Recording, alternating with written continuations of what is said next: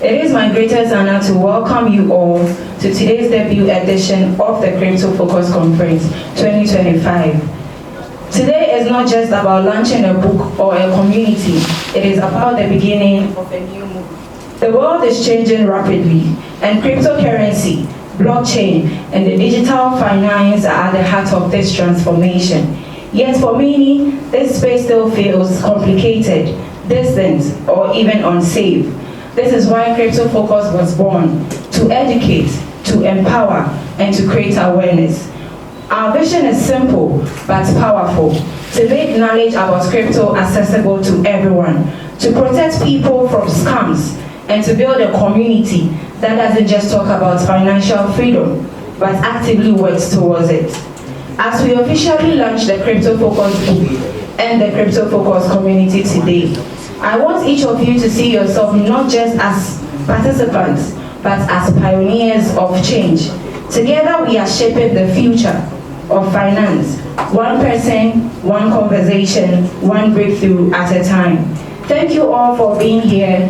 Thank you for believing in the vision, and thank you for choosing to be part of history in the making.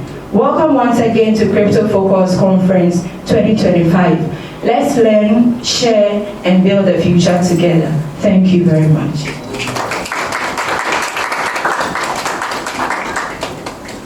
Hello, please, for those of you who may not have an idea of what we are watching, and since we know that it's because of Bitcoin why we are here, this is a documentary. As we all know, Bitcoin started 2009. So this is a documentary of investors, Bitcoin miners that started mining Bitcoin and investing in Bitcoin from 2012. So this is to show you how it all started. Thank you very much.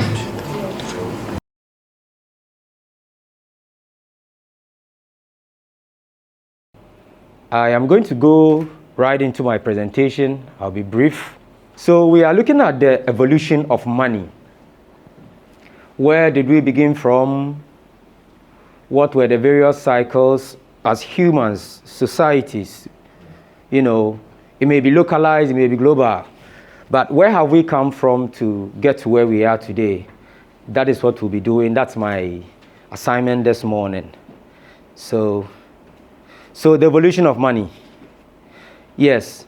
So many years ago, money, what we know today as money, began in the form of barter trade. So I have salt. Our beautiful mother here has fish. We both happen to live by the coastline. So her ancestors are into, I said I have fish, right? I have fish. So my ancestors are fisher folks. Hers are into salt. So we have a lot of fish in the house, but we don't have salt. They have a lot of what? Salt in the house, but no fish. So I bring mine, she brings hers. We trade, we barter trade. That's how it all began. But this was the problem. It only worked if both parties needed what the other had. So I had fish, she has salt. If she didn't need fish, then it means that there was no deal. Right? Right? So that was the problem. Then from there, we moved to a situation where we're using seashells, we're using cowries, we're using big stones to represent money in quotes. And then from there, we came to the use of coins. I bet that right now, as we sit here, some of you have coins in your pockets or in your wallets. The first form of money, actual money, was in the form of coin. It was either gold or silver. Those of you who are Christians here, in Acts chapter 3, we are told that one day John and Peter happened to be at a certain beautiful gate. How many of you know the story? How many of you know the story? Great. And we are told that this beggar stopped them and he asked them for money. What did they say? They said, silver and what? Can you say it a bit louder? Wonderful. They said, silver and gold have I none. We don't have what you are looking for. So that goes to confirm that as far back as 2,000 years ago, and by the way, those of you who don't know, one of the books we consult for historical purposes is the Bible. So whether you are a Christian, you are a Buddhist, whatever, once you are interested in history, one of the sources up to date is the Bible. So as far back as that time, gold and silver were in circulation and they were in use. They were portable, they were widely acceptable, and they were also valuable. So today, gold is valuable. So today, silver is valuable. On my way here, I checked. I wanted to know, between gold and silver, even in the ancient times, which one was more important? And I found out that gold was considered the most important form of wealth as far back as that time. So that's it. Let's go to the next one, please. Now, this is the problem.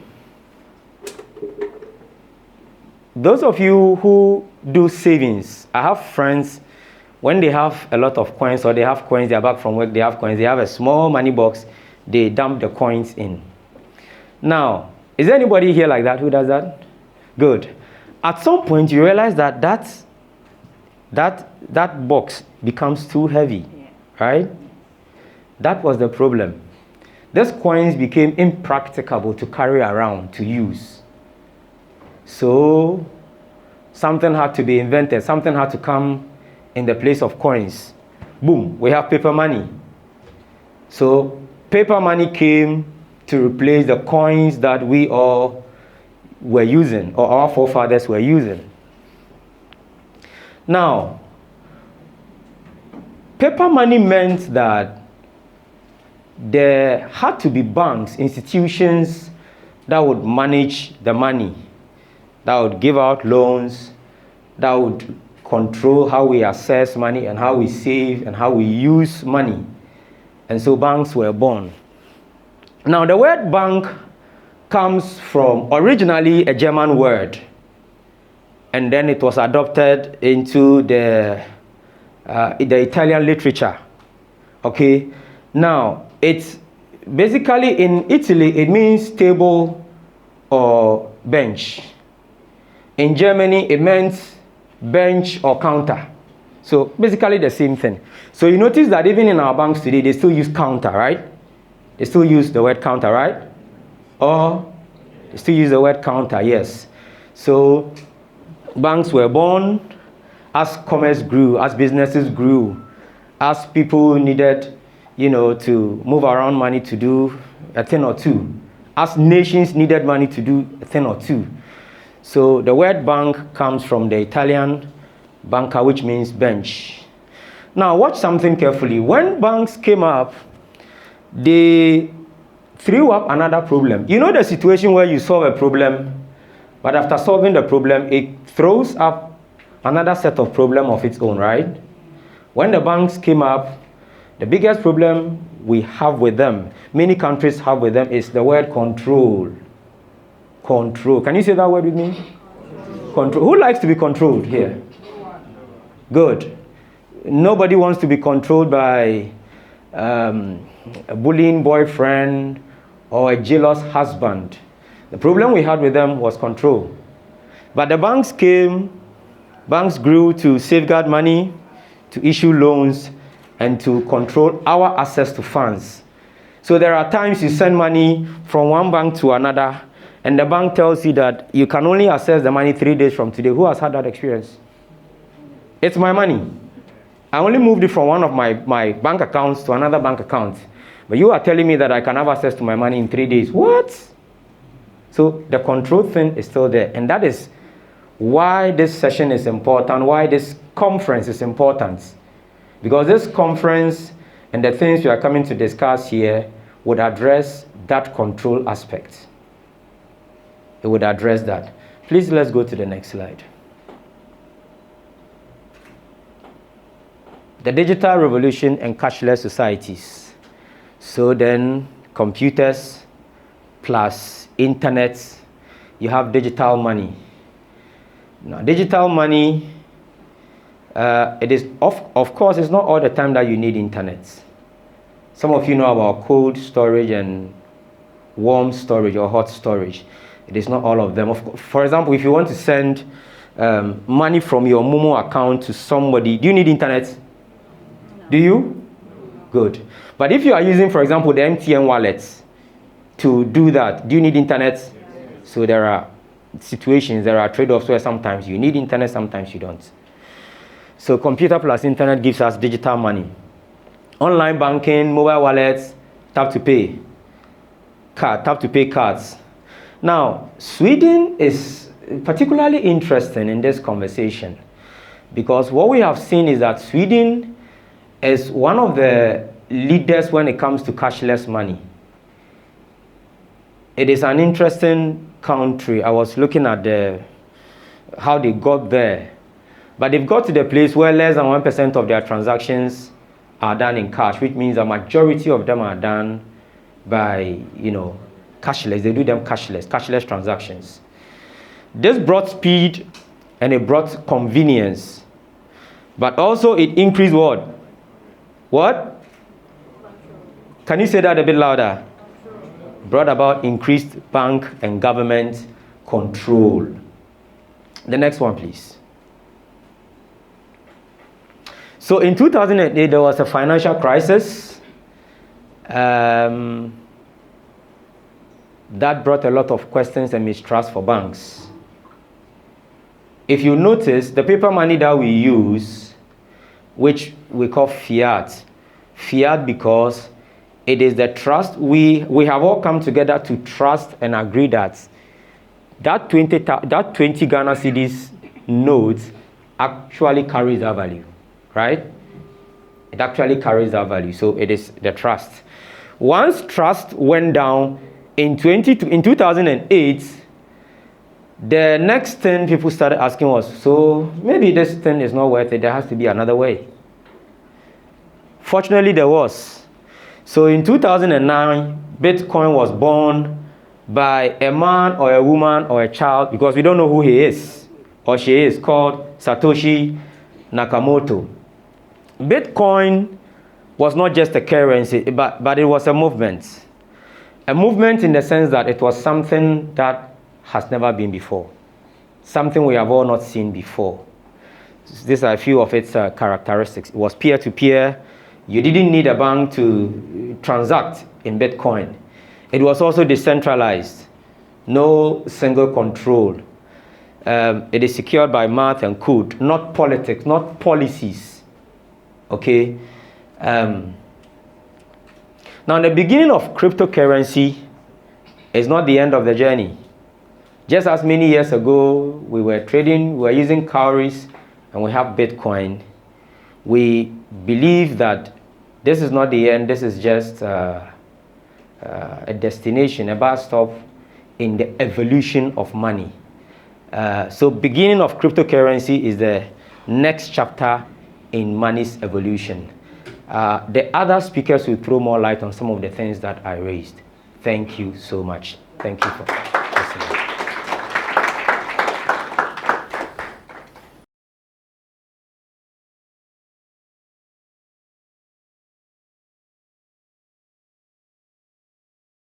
Hi everyone, I'm Princess, a 19-year-old student and Henry Wiafe Ampadu's kid. I'm really excited to be here today at the Crypto Focus book launch. I've been learning about cryptocurrency through my daddy's work on this book, which is all about making crypto education accessible, especially for young people like me. Growing up, I have watched my daddy dive deep into this world, and I've seen how crypto can be both exciting and intimidating. Today, I want to share my journey as a teen, learning about crypto. And I'll focus on 3 key lessons I got from Crypto Focus that I think other teens and even adults can relate to. Let's get started. The first lesson I learned from chapter 16 of Crypto Focus is how to stay safe in the crypto space. Scams are a huge problem, especially for teens who spend a lot of time online. I remember seeing a Bitcoin giveaway ad on Instagram that promised to double my money if I sent some Bitcoin first. It sounded so tempting, but after reading chapter 16, I realized it was a classic scam tactic called a giveaway scam. The book says, scams are serious. Don't ignore red flags, like promises of easy money or urgent deadlines. Let me ask you, how many of you have seen a crypto ad on social media? I bet those look sketchy, right? For my generation, who is always on platforms like Instagram and TikTok, this chapter is a lifesaver. It taught me to double check everything and never share my private keys, no matter how good the deal may seem. The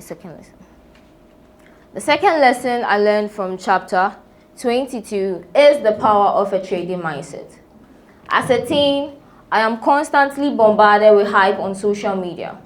I have watched TikTok videos where people say a coin is going to moon, skyrocket in price. And I felt this urge to jump in because of FOMO, or fear of missing out. Chapter 22 explains how emotional triggers like FOMO can lead to risky trades, especially for beginners. The book's advice is clear. Think logically, not emotionally. For example, I have learned to ask questions like, does this coin have real value or is it just hype? Instead of just following the crowd. This lesson really hit home because teens often act on impulse. We see something trending and we want to be part of it. But Crypto Focus showed me how to take a step back, do my research, and make smarter decisions, which is so important when dealing with something as volatile as crypto. The third lesson I learned from chapter 15 is how crypto can shape the future of my generation. The book talks about future trends, like new career opportunities in Web3 and DeFi, which I found really inspiring. As a 19-year-old thinking about college and what I want to do, I can see myself exploring jobs in blockchain development or even starting a crypto-related business someday. One thing that really excited me was the idea of combining AI and blockchain. Imagine using AI to predict market trends or secure transactions.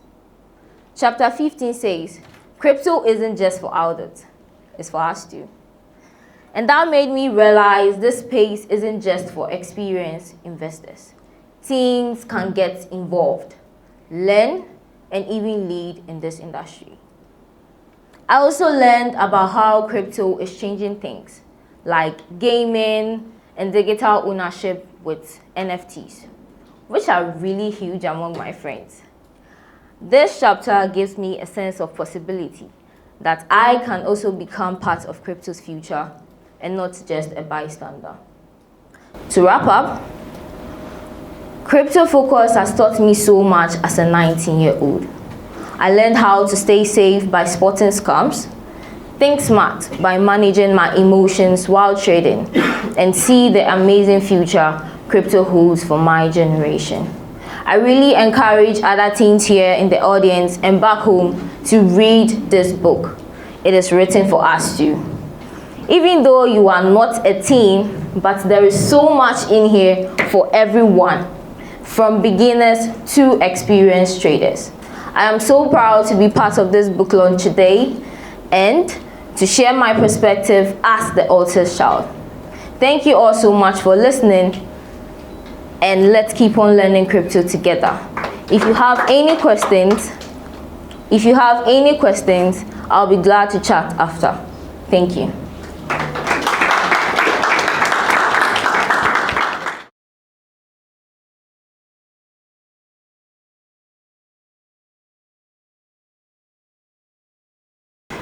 Okay, so today I'll be focusing on two points. Okay, the first one will be the factors that affect the price of cryptocurrency. Okay, and the second one would be how to analyze a cryptocurrency. So just like every other commodity, crypto is affected by what we know as supply and demand and supply. So we know that if a commodity is in high demand, then automatically the supply goes up or the price goes up. So let's take, for instance, I believe each and every one of us here was affected by COVID, right? If we remember COVID time, it was a very emotional time for a lot of us. So we know that when we found out that wearing the face mask was one of the preventive measures, what did we do? Everyone was buying the face mask, and even a single box of face mask cost as much as 150 cedis, which was outrageous, right? So that's exactly what happens with crypto. If a lot of people uses it, sorry, okay. Hello, can you hear me? Oh. So if a lot of people use it for transaction, automatically the price will go up. So that's one way demand and supply, affects the crypto market. So that's one factor that affects the crypto market. So if people use it a lot, let's say you want to pay your school fees, you use it to pay your school fees. Let's say you are in Ghana, it's legalized, and then we hear that, okay, now we can use crypto to maybe buy ECG or pay Ghana water fees. Then eventually, you can just imagine what that would do to the price of crypto, right? So that's one of the things. And please, the next slide. Okay, investor sentiments. News and emotions sway the crowd. So a lot of people focus on the news. Okay, the news that comes up with crypto. A lot of people focus on that. And positive news boosts the confidence of crypto. But then, what do you know about crypto? Have you learned about it? Have you studied? Have you done your research to know how it works? So that even if the price drops, or let's say it goes up, or if anything is happening, if there's a move in the market, you are abreast to know that, okay, this is the reason why this is happening in the market. All right, so yeah, so to recap, crypto is exciting and very unpredictable. It's unpredictable because it's decentralized. There is nobody controlling it anyway. So what do? You need to really understand the market. What makes it move? Make smarter decisions. You know, avoid hype or fear. If you hear anything, make sure you know that, okay, this thing is true. This is the truth. Or maybe it's just noise. And then you move. So in crypto, your knowledge is your power. You need to be eager to learn. It's just like having a business or jumping into a business. You don't just jump in. I don't think anyone here would want to put their money where they will make losses. So a typical and trustworthy crypto has what we call the white paper and the roadmap. So like I was saying, you want to travel to Egypt. That is the idea, you know, with the ball. Bing, that's the idea. So that's the white paper. It's the blueprint explaining the vision, the use cases, and then the tech behind the crypto, those behind it, those developing it, you know, and all of that. And then the roadmap tells you the timeline of the project and the milestones. How many people are using it, and for how long has it been in the system? How long has it been in the system? How many people are using it? Does it look like it has, you know, it has a future? And is there a plan to show that, okay, in the next 5 or 10 years, this is where this coin is going to be, or this is what we are aspiring to do? So this is one of the very basic ways to check if a coin is worth investing in or if it's worth using. So please, let's move on. Everything I've said here is broken down in the book. So please, I would emphasize that we all get the book, and get one for a loved one. I bet you they would appreciate you, if not now, somewhere in the future, because crypto is the future. I promise you. Okay, let's carry on. Now, community and developer activity. So behind every strong crypto project is a strong team and community. So how many people are engaged in it? How many countries? How many, you know, establishments, or how is it used? So this community and developer activity is one of the ways to analyze a crypto.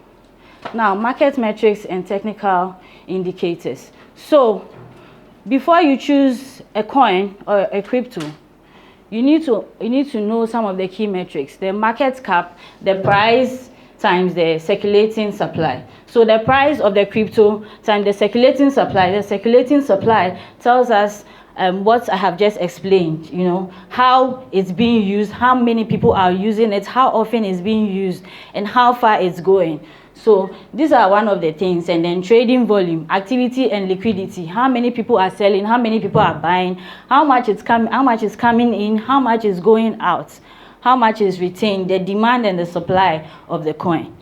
Yes, so some of the technical analysis, you need to look for trends. So there are platforms where you can do this. You can check on CoinMarketCap, CoinGecko, TradingView. These are some of them. They're very trustworthy platforms where you can learn a lot about crypto. When you go there, you are looking for certain information concerning a crypto, you find very good information on this site. So you use support and resistance. I don't know how many of us are very good crypto practitioners here, if I'll say that. Yeah, so we know about breakout and reversal, support and resistance. So you look out for all these things. So as I was saying, like as a crypto person, you need to be eager to learn. You don't just jump into the market unless you want to lose money. All right, so let's move on. All right, so we've come to the end of this session. In recap, before you buy a crypto or you decide to choose a crypto to invest in, to save in, or to do transactions with, you need to know, what is it? What is this crypto? Don't just jump on it because people are saying, oh, it does this, you get more money, or they will double your money, or one thing or the other. No, you need to understand, what is it? Who is behind it? Who are the developers behind it?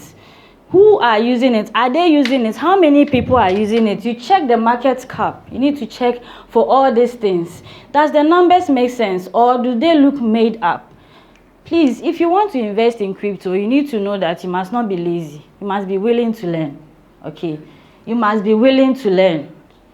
Do your research very well, because it's your money. Unless you want to put your money where it would, you know, you make losses. So this is what I have for us today. Thank you very much.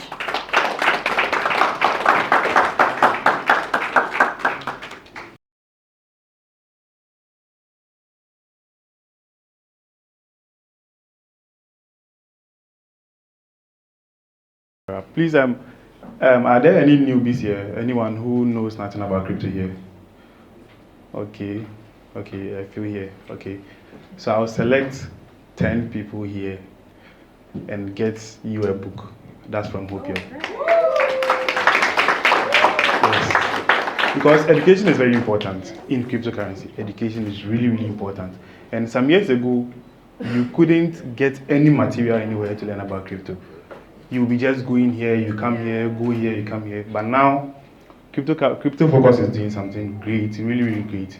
Last time we had a conversation with the team and we were like, do you know what you guys are really going into? They were like, yes, they are ready. That's when I knew that these guys are going to go places. It's not an easy task, guys. Crypto Focus, just keep it on. So I want to start with cryptocurrency. They've said a lot about cryptocurrency from the evolution of money and all. So I'm just going to, hit on some points and go forward. So cryptocurrency is a digital money secured on the cryptography and recorded on a blockchain. It's basically digital money recorded on a blockchain. When we talk about blockchain, it's like the real particle of it is, you see when they are building, there is a block, and next to a block, there is a block. But between the blocks, they put some cement between the blocks.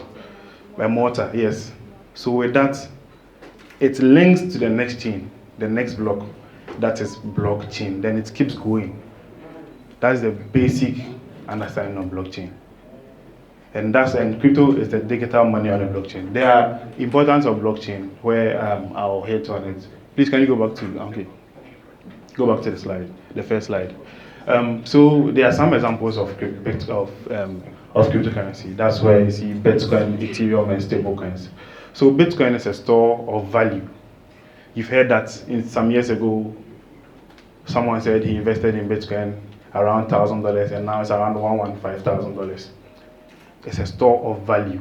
Some years ago, when Bitcoin came in 2009, the price of gold was around $1,400 and BTC was 0. But now the price of gold last week went to an all-time high. It's around $3,600 and the price of Bitcoin is around $115,000. See the difference. I'm not saying gold is not a good investment, but from 0 to 115 and from the same span from $1,400 to $3,600.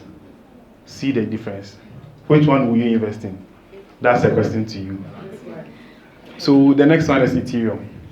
Ethereum is like a digital, the smart contract is a digital agreement.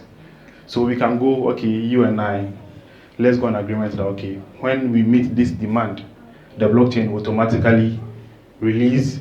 Let's say we are going on a bet, like, okay, we are betting on one CD, or we are doing something and we put money on it. That when we meet this demand, the smart contract will easily release the funds to whoever wins. That's smart contract. It's a digital agreement. Then we go to stable coins. That's stable. You know, some people are afraid to invest in crypto, in Bitcoin because of the price volatility. So they just go into stable coins. So let's say, you see how the CD is going up and down. Some people will just go and invest in USDT, USDC. Those are stable coins. And with those ones, your money is there. It doesn't go up, it doesn't come down. So that's what people go into. So these are some key properties of cryptocurrency. That's decentralized ledger, where it's not controlled by a single entity, but all of us, everyone investing in the cryptocurrency. And also there are peer-to-peer transaction and programmable money. Can you go to the next slide? I'm trying to be fast as much as possible. So how crypto is used in Ghana? With my presentation, everything is kind of based in Ghana because we are here. So I want this to be very practical. So there's a P2P trading. That's a peer-to-peer payment. So now, if I want to send money to Angela here, it's that simple. I'll just say this person to person. That's what they call pay-to-pay. So in Ghana, we have a P2P activity on Binance and other exchanges, where you can go and sell your Bitcoin, you can go and buy Bitcoin there. That's peer-to-peer. And also, crypto also help with cross-border remittances. I can be here and send money to anywhere around the world. India, Italy, America, everywhere around the world. Easily. With no huge charges. You know, when you go to the bank and you want to send money, they'll be like, okay, we are taking 5% of whatever thing that you are sending. I can be here and send around $10,000 to US, and my charges will not even be up to $10. Those are some advantages of cryptocurrency. Yes. And also access to DeFi services. You know, there are a lot of, in detail, there are some cryptocurrencies who do lending, staking and borrowing. I've been a victim of that before. I placed my money, I did a collateral where I placed some money there that, okay, I didn't want to just sell my cryptocurrency. So I went to put the money there that, okay, I want to put my money there and I took some loan there. And the sad thing is the value of that, my token really dropped and I lost all those money. There are advantages of cryptocurrency. We are here talking about the advantages, but there are a lot of disadvantages which can make you cry. So you need to really be prepared when you want to go into cryptocurrency. It's not that easy, to be honest. Sometimes people come, I want to learn cryptocurrency. It's not really easy. Please be mentally well before you really get into it. That's the truth. And 3 million Ghanaians use Bitcoin and crypto, even without it being accepted. Bank of Ghana is now doing the regulations. Even without being accepted, there are about 3 million Ghanaians using it.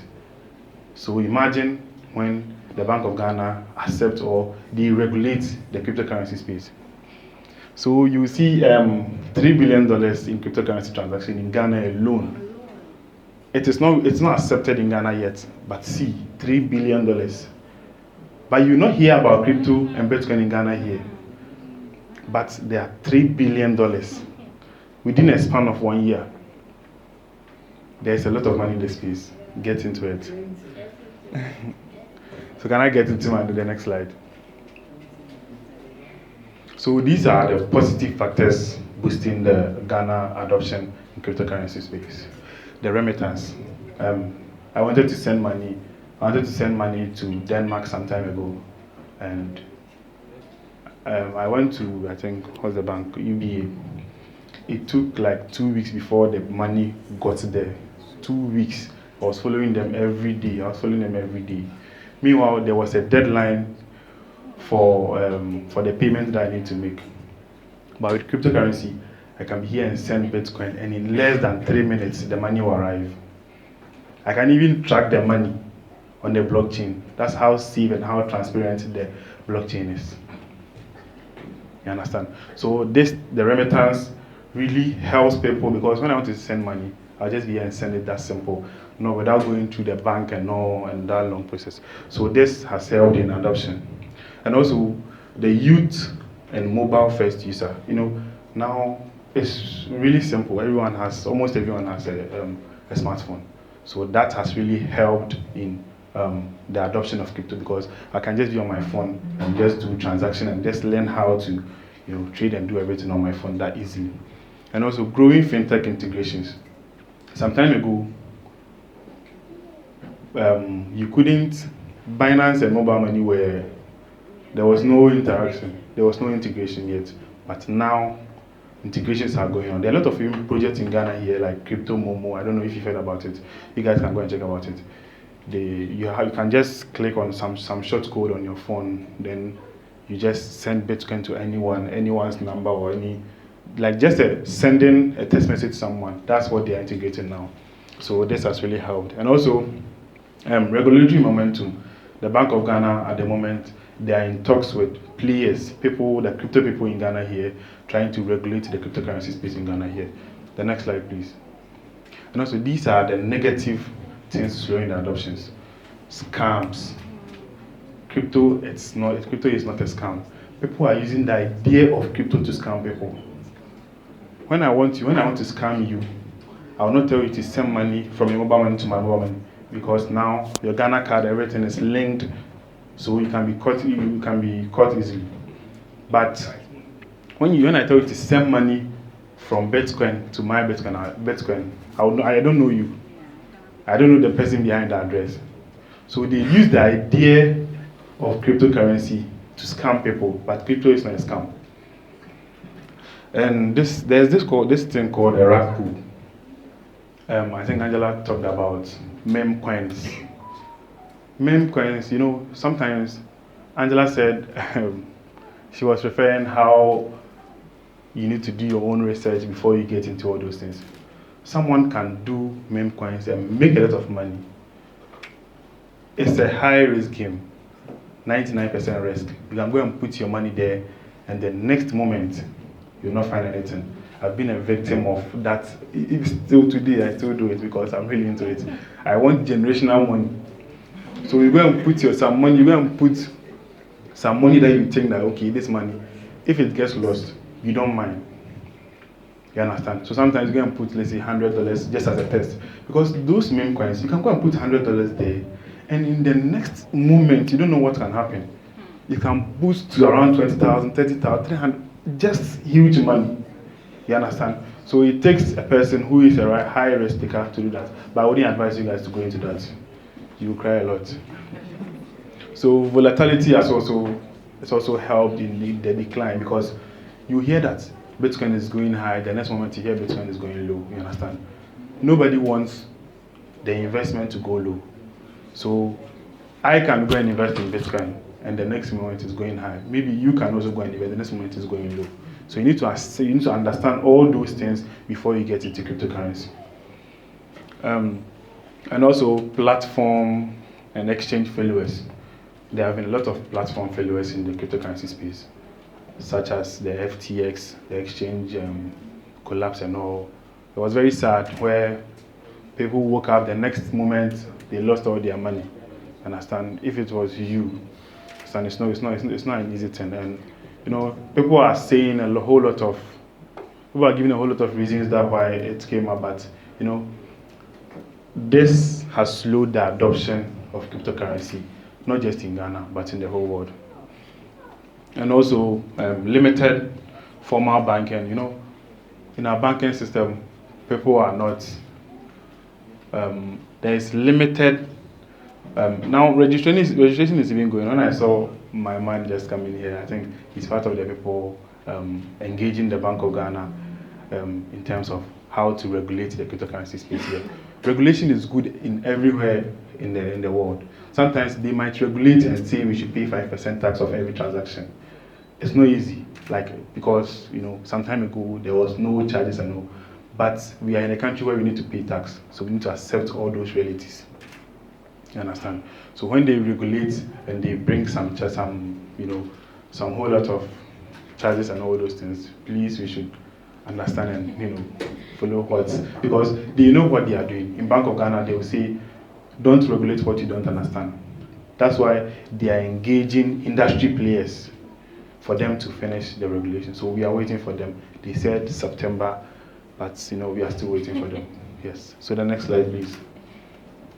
So this is practical recommendations on how the space can be in Ghana here, and also strengthen rules. That's about the regulations. The government, should kind of have rules for cryptocurrency in Ghana here, and also educate users. This is why we are here. Educate users. Education is very key. As I said, some time ago, you wouldn't get a book, or there was no way, there was no even PDF on how to learn cryptocurrency. But now, Crypto Focus is now doing it now. Thank you, Crypto Focus. And also, we should test crypto remittance solutions. We need to try. As I said, I did a transaction in the bank, and it took 2 weeks before it got there. But I can do a transaction here in less than 5 minutes. The person can receive it. And also support local builders. Support local builders. Those people building the platform that we are going to use. We need to support our own. When you want to become a builder, you can go to IIHK or Satadenta. When you are here, if you are here, you want to be a builder, a developer builder, there are a lot of guys here. When you go to Adenta, they have a hub where they teach you from zero, from A to anywhere you want to get to. They will teach you how to build. There are a lot of projects here in Ghana too, like SEU, a lot of projects who are doing the builder. They are teaching people how to build on their blockchain and all. So you guys can take advantage of it. And also we should help grow talent and also help grow talent. Those are part of the builder phases. We should just support our own in terms of these pieces. We shouldn't be, divided. Someone will be doing this thing, someone will be doing this thing. Crypto Focus should be also collaborating with the IIHK. Those are the builders, because they will build. But Crypto Focus will go and take that project to the people. That's how the collaboration should be. So we need to collaborate amongst ourselves. So the next slide, please. So this is a project called Hopium. I want to introduce you guys to. Project Hopium. It's a Ghanaian-based project built by Seth Dodu. He's called Natin AMB. This is the utility behind the project. First utility is the real use testing behind every project. So first, the project is a staking platform. There are a lot of scams in there. Some time ago, there are a lot of scams where someone will just bring any project and be like, okay, come and gain 1% every day on it, and at the end of the day, you get rapued or you get scammed. But Hopium is going to bring a staking platform where you can come and put your money on the platform and gain some good APYs. When you talk about APYs, it's about percentage. So the same way that you go and put your money in a 6 months treasury bill, it's the same way. So you go and put your money in a treasury bill, and at the end of the month, or at the end of you get like, let's say 15%. It's around 15 to 17. But Hopium will give you around 25% APY. That's how we give good APYs on our platforms. And also, we will put in other project pools. So let's say you build your project and you have a very good project. We do good audits. we go into the project, you come and put your pool on our platform. Then because we have more users on our platform, some of our users will also check into your project, then go and invest in the project. There's like kind of a builder phase 10. And also, talking about security, we will do quarterly audits,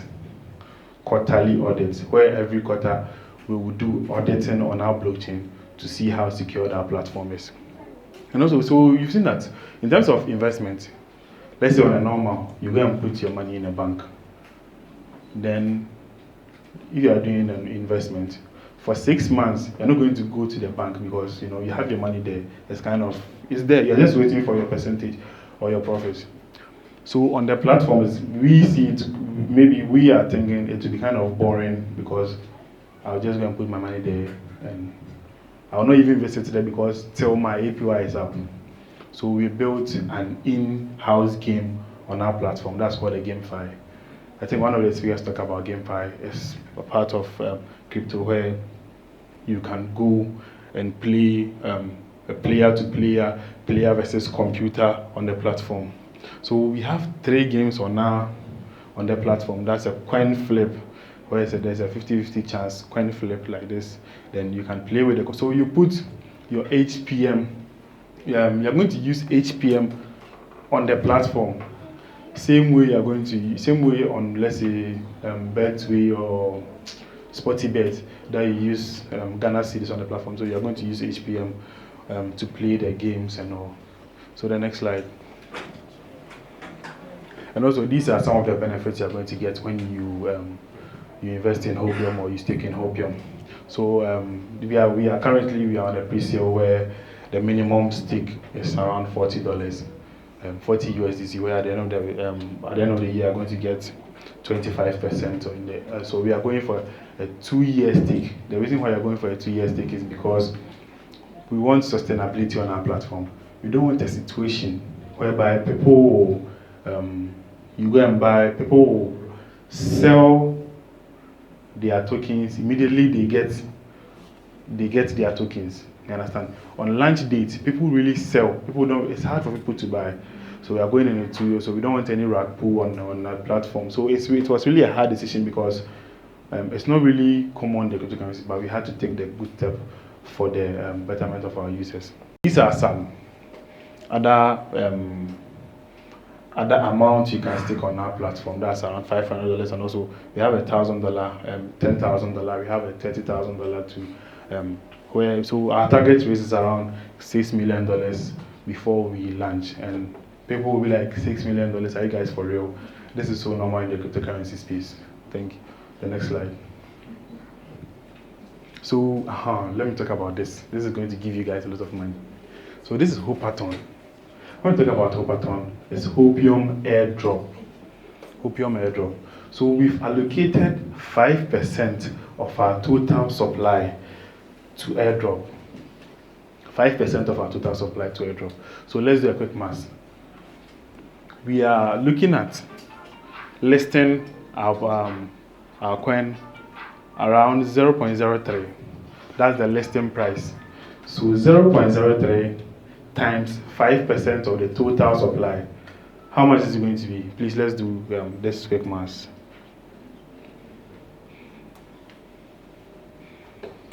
So the total supply is 1 billion tokens. So let's do 1 billion tokens of the coin. Yeah. So 5% of let's go 5%. That's going to be around. We are going to share $900,000 worth of HPM tokens, and this is so real. Airdrop is one way where people can get a lot of money from. I don't know if you guys, maybe in the book, you guys are going to know much about airdrop. Airdrop is, before every project is launched, they give free tokens for people who engage on their project or on their platform. So with Hopium, we say, come and engage on our platform. You come and do some simple task. You come and you sign up. Some of our simple tasks are go to Twitter, go and talk about Hopium, go and follow our platforms, come and join our spaces, let people know about Hopium. Those are the simple tasks. Then accumulate some points to get the airdrop on launch date. That's so simple. So we have around $900,000 worth of HPM to give away. So just come and hop on, come and do airdrop on Hopium. You sign up, you complete some task, then you farm the airdrop. Please, airdrop is real. People make good money from airdrop. Recently I saw a project where someone made around $180,000 on airdrop. And it's so real. Come and get the least points of like 1,000 points. Then you get from 1,000 points, the least that you're going to get, the least that you should get to be able to be eligible for the airdrop is 1,000 points. Come and engage on the platform. Then be eligible to get to be part of the airdrop. Thank you very much.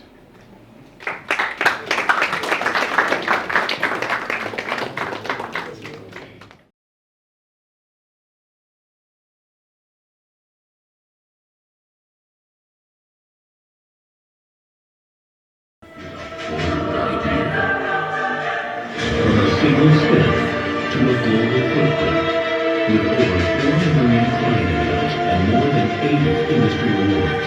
We don't just lead in trading, we build trust. HFM, the power of 15. So, hello, my name is Stefanos. I'm coming from Cyprus, obviously. So, Cyprus is basically a hub of brokers. So the biggest brokers in the world, they started from Cyprus. Okay, so I'm not going to I'm going to be short. I'm here to present HF Markets after the invite of my good friend Henry. Okay, so I'm not going to take the focus out from crypto focus, okay? So HFM, okay, we are a platform, okay, online trading. You can trade multiple assets in our platform, okay, where you can trade from indices to stocks to forex, gold, petrol, oil, soya, whatever, crypto, okay? But you have to understand that trading in our platform, we trade in CFDs. What CFDs means is contract for difference. So you don't hold the asset. So when you trade, let's say, gold against dollar, you don't hold the gold. You trade off the price. The price will always go two ways, either up or down. It depends. If you're long and it goes up, you receive profit. Okay, if it goes down, you lose your money. So, can we go to the next slide, please? Okay. Next one, yeah. Multiple are winning more than 80 industry awards awarded to us during the 15 years of presence. Okay, I'm happy to say that HF Market is considered to be one of the top 5 brokers around the world. This is our existing offices. You have UK, Dubai, Bangkok, Kenya, Zimbabwe, Mauritius, Egypt, Johannesburg, now opening in Cape Town. Ghana coming soon, okay. Manila, we have Kuala Lumpur, we have Cyprus, Mexico. So when I say global, I'm talking about global, okay. We're not just a small time broker that comes every now and then and wants to scam you with your money. We're 15 years in the industry. I'm proud to say that we're heavily regulated. Okay, we have never received a fine or got the license revoked in these 15 years, and I'm very proud of that. And I'm planning to keep it like that. Okay. So we have social responsibility. HFM is giving money back to the people. Okay. Next slide, please. So top advantages. I'm not going to bore you with all these the specific details of how to trade and what to do with the platform, but we have safe and secure trading. We have the lowest spreads in the market, leading technology. We have partnership scheme, secure banking payment methods, 24/7 support, okay, 24 hours, 7 days a week, which is very important.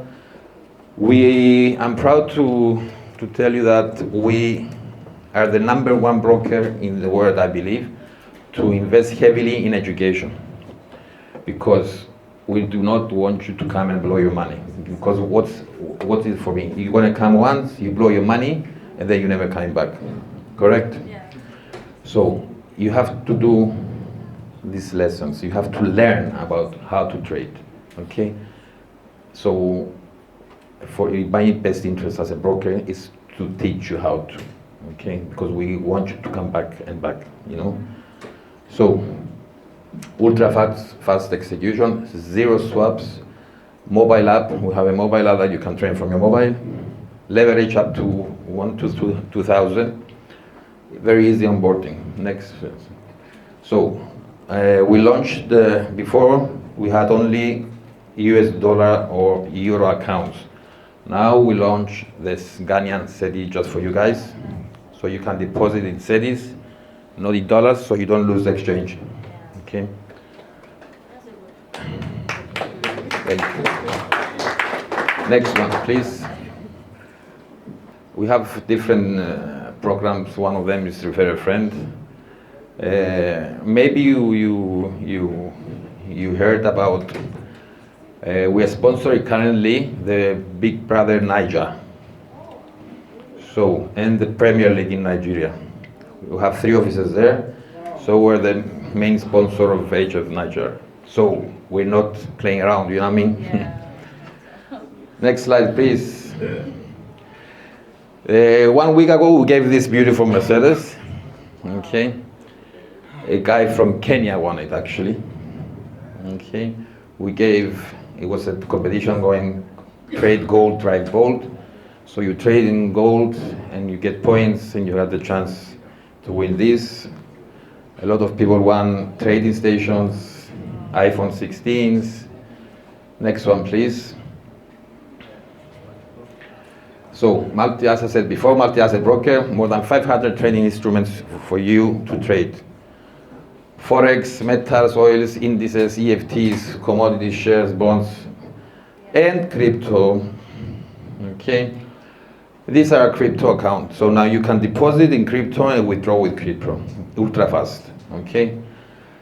We have a 24/7 trading account, which means you know that Forex, indices, commodities, they trade only for 5 days. Crypto never sleeps. So we had to adjust with the current situation. So we created this 24 hours crypto account that you can trade in the weekends, nights, whatever you want. Okay. Next one, please. So I was talking about before how heavily HF markets is regulated. These are our current license. Okay. We have license in Mauritius. We have a license in FSCA, which is in South Africa, regulated there. Regulated by the UK Financial Authority, FCA. Regulated by Capital Market Republic of Kenya. So we have a license in Kenya as well. And Seychelles. So secure the funds is the #1 point for our, that concerns us, because as you previous talker said, a lot of people got scammed in these industries as well as our industry. So the security of your funds is #1. Very fast deposits, very fast withdrawals. Okay. We use, next slide please, fair trading, low spreads, so we give people the chance to win as much money as they can. Okay. We have wire transfers, Visa, MasterCard, web money, Skrill, NetTeller, FastaPay, BitPay for crypto, Pay Redeem, and obviously Momo. Because as the other people that talked before, it was 3 billion in transactions in Bitcoin. Just for you to know, in the month of May only, in Ghana, there was a $35 billion transactions with Momo for 1 month. Billion, guys, in 1 month. So we have different accounts. Send account, obviously, zero account, pro plus account, and premium accounts. Next one, please. Another one. Okay. Copy trading. What is copy trading? A lot of people, they don't have time. They don't have the knowledge to trade. So what do you create? We created this thing called copy trading. So we allow on our platform some good traders and strategy providers that we have to approve and go from market compliance and due diligence and everything, to upload on my platform their ability of trading, okay? Which is crystal clear. You can see the drawdowns, the percentage of winning, what they are trading, which industry, crypto, stocks, forex, how much money they made over their life, the lifespan, okay? So you, as a client, you can go and follow this guy. Let's say this guy opens a position with 5,000, but you don't have 5,000. You have 500 or 50. You can go and follow this guy for free, follow his trades with the amount of risk you want to take, 50. If he's taking 5,000 and you can afford 50, you can go 50. And you only pay him a commission if he wins. So, you understand what I'm saying now? So you don't have the time to trade. You give him, you copy his trades, and if he, let's say your $100, $50 became 100, you can stop whenever you want. You can keep going, but you're happy with 50. You take your 50 and you give him a 10% commission of that 50. That's it. If he loses, you don't pay him anything. So this is another tool for you guys, that the newbies, as we say them, to follow. Okay. Next one, please. I think we're going to stop it there. I don't want to take away the focus from crypto focus. Okay. So basically, HFM is the platform for you to trade your crypto, your Bitcoin, your Forex, or whatever you're into trading. And we're proud to say that we have more than 4 million accounts, okay?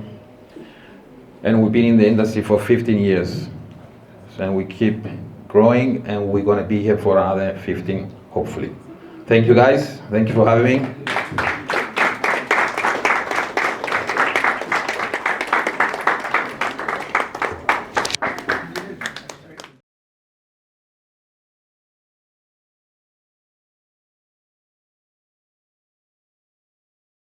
Yeah, I actually expected that. So in the Web3 space, Web3 is blockchain technology. In the Web3 space, we say GM. And GM doesn't mean good morning. It means get money. Exactly. So when I say GM, I'm not talking about good money. We don't care about that. We care about getting the money. So GM. Yeah, get money or GM. Thank you very much. That was just a simple icebreaker. Please, can you project the slide for me? So I wear many hats, but then I'll be wearing the technical one today. Instead of Crypto Investors Network Africa, I'm wearing Blockchain Builders Association of Ghana. And Hakim mentioned IR HQ. He mentioned that if you want to learn the technical aspects of the blockchain, learn about, go to IR HQ. So IR HQ in Ghana, I'm the hub manager and then the event lead. So anything IR HQ in Ghana, I actually lead that. So in case you are interested about the technical or the technology aspect of whatever we are doing, you can get in touch. Thank you. So we'll be looking at empowering Ghana's youth through blockchain. How can you unlock opportunities with the skills that you have? And how can we create a tech-savvy workforce so that at least you don't just trade crypto, you don't just get into the financial market, but if you have skills with the technical aspect of the technology, you can make money. So how many of us have heard about blockchain? I think he mentioned that. How many of us have heard about blockchain? Just raise your hand. So I'll try to make this very interactive. I'm not going to present. It's just going to be very interactive. Blockchain seems to be like a very distant idea, like a technology that's so out of the world. But then simply, when we talk about blockchain, what we are talking about is those in the banking sector, you know what a ledger is, right? A ledger, a book for recording transaction, debit and credit. Blockchain simply is that book, but it's distributed. So it's a distributed ledger. So it's an open book on the internet where you and me, or yourself and myself, we can just access it and know the transactions that are going on with timestamp, as in the time that the transaction was done, where if it's money, where money moved from here to there, where land title, if maybe I've minted or documented my land title on the blockchain, where it moved, transfer of ownership. So it's open, it's an open network, it's an open and distributed ledger. So simply, whenever you hear about blockchain technology, don't think about anything extra. It's just a distributed ledger. And that is the technology on which crypto was created. So let's start from 2008, 2009, when we had a global financial crisis. The Lehman Brothers, which was a big bank, actually collapsed, and it actually brought a whole lot of banks and the entire global financial system coming down. And then we've heard of Satoshi Nakamoto, right? Yeah, so Satoshi, we don't know if it's a he, a she, or a they. We don't know. As of now, no one knows, but then that's the moniker, Satoshi Nakamoto. They decided that we can't trust banks anymore, we can't trust government anymore, we can't trust centralized bodies anymore. So why don't we come up with a technology called e-cash, something like an e-cash, an electronic cash, that doesn't depend on a bank, or that doesn't depend on government. Because once there is centralization, there is a point of failure. If hackers decide to hack it, we are all doomed. Right? So that's the whole up and down. That's what brought about all these things that we've been talking about. And for the past 15 to 16 years, we've been enjoying blockchain crypto money. So now let me zoom straight to the slides. So why does blockchain matter to you as a Ghanaian youth? Let me use myself as an example. So I got into the crypto space in 2017, 2018. And at that time, it was just curiosity that got me into the space. Just by seeing Bitcoin's Creole TBC accepted here, I just walked, asked, and then I got onboarded, created my first blockchain wallet, and got into the Bitcoin ecosystem. I started with Bitcoin. But then you ask yourself, why does that matter to you? Why should you get into this technology? Why should you get into crypto and blockchain? One, once you are done with school, do you have any hopes of getting jobs? No, talk to me. Do you have any hopes of getting jobs? Yes, and then we are in a different era aside the era of our parents. My parents were telling me that the time they were in the university, they were feeding them, the school was feeding them. And by the time they are done, their jobs, those companies come to they come after them for them to come and work for them, right? But things have changed, right? So there is high youth unemployment, and then we are in a digital era. In a digital era, it actually calls for digital ways and means to make more jobs or to create more jobs and then to create more money. Two, there is global demand for blockchain talent. As I speak to you right now, we have about 3 or 4 blockchain events happening in Ghana. From here, right after, I'm going to another one at the Octagon. Yesterday, I was at Liberty Sphere conference at Anakazu, which is also a blockchain-based conference that's organized for libertarians. There is global demand for blockchain talent, especially the technical and then the non-technical talents. So if you think just this blockchain that I'm talking about is about coding, it's not just coding. By the time we are done, you get to understand that whatever skill that you have, you can fit in this technology, right? So there is also a decentralized and borderless economy. Now you don't have to, as he mentioned, do not sit behind your desk wearing just your pants to actually be trading the market. You can sit in the comfort of your room, and then there are remote work opportunities everywhere. Everywhere. You go to Telegram, you go to LinkedIn, all these are there, and these are blockchain tech jobs. I have friends who are making $4,000, $5,000 per month doing blockchain jobs here in Ghana. So if you think blockchain is a far-fetched idea, no, we've been doing this for the past 6-7 years, right? And then people are actually making it here. Financial inclusion and entrepreneurship. The whole bedrock of Bitcoin, blockchain, and everything was to bank the unbanked and then the underbanked. So the unbanked are those people in the villages who do not have any access to the global financial system. So just with your phone and then an internet connection, you can create, in blockchain, if I have my wallet, I call it my own bank. So we say be your own bank. For me, is there any banker here? Okay, thank God.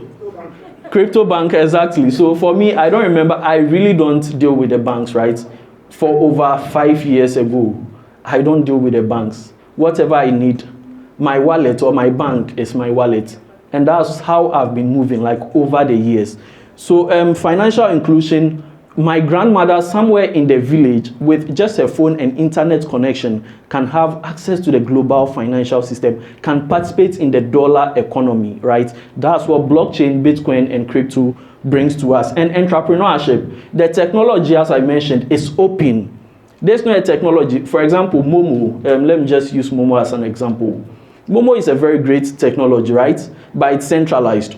So whenever you make a Momo transaction, for example, if I send 100 CDs to her, I get a transaction hash in the message, right? But if maybe she didn't receive it, I would have to call MTN for their customer service to check that transaction in their internal server and tell me whether the person received it or not, true or false.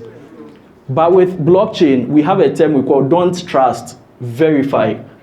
So once I send that money to her, whether $1 million, $2 million, I don't care. All I have to do is to go on the Explorer to check. This is her address. This is my address. Was it sent? And you all can check on the blockchain that it was actually sent from my address to her address. So you don't end up trusting the words of any other person. The technology is there for you to actually verify whether that transaction went through or not. That's how simple and easy the world has become with blockchain. So I can build my own business on the blockchain. Hakim mentioned the likes of Crypto Momo. We cannot doubt Crypto Momo is a startup that we have incubated at IHQ. The likes of, these are the Ghanaian ones that I'm mentioning.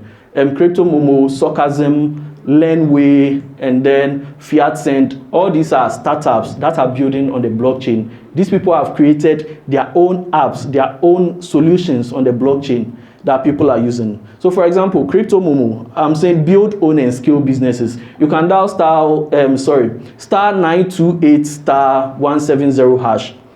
And for the mere fact that you have a mobile money number, you have access to a blockchain wallet.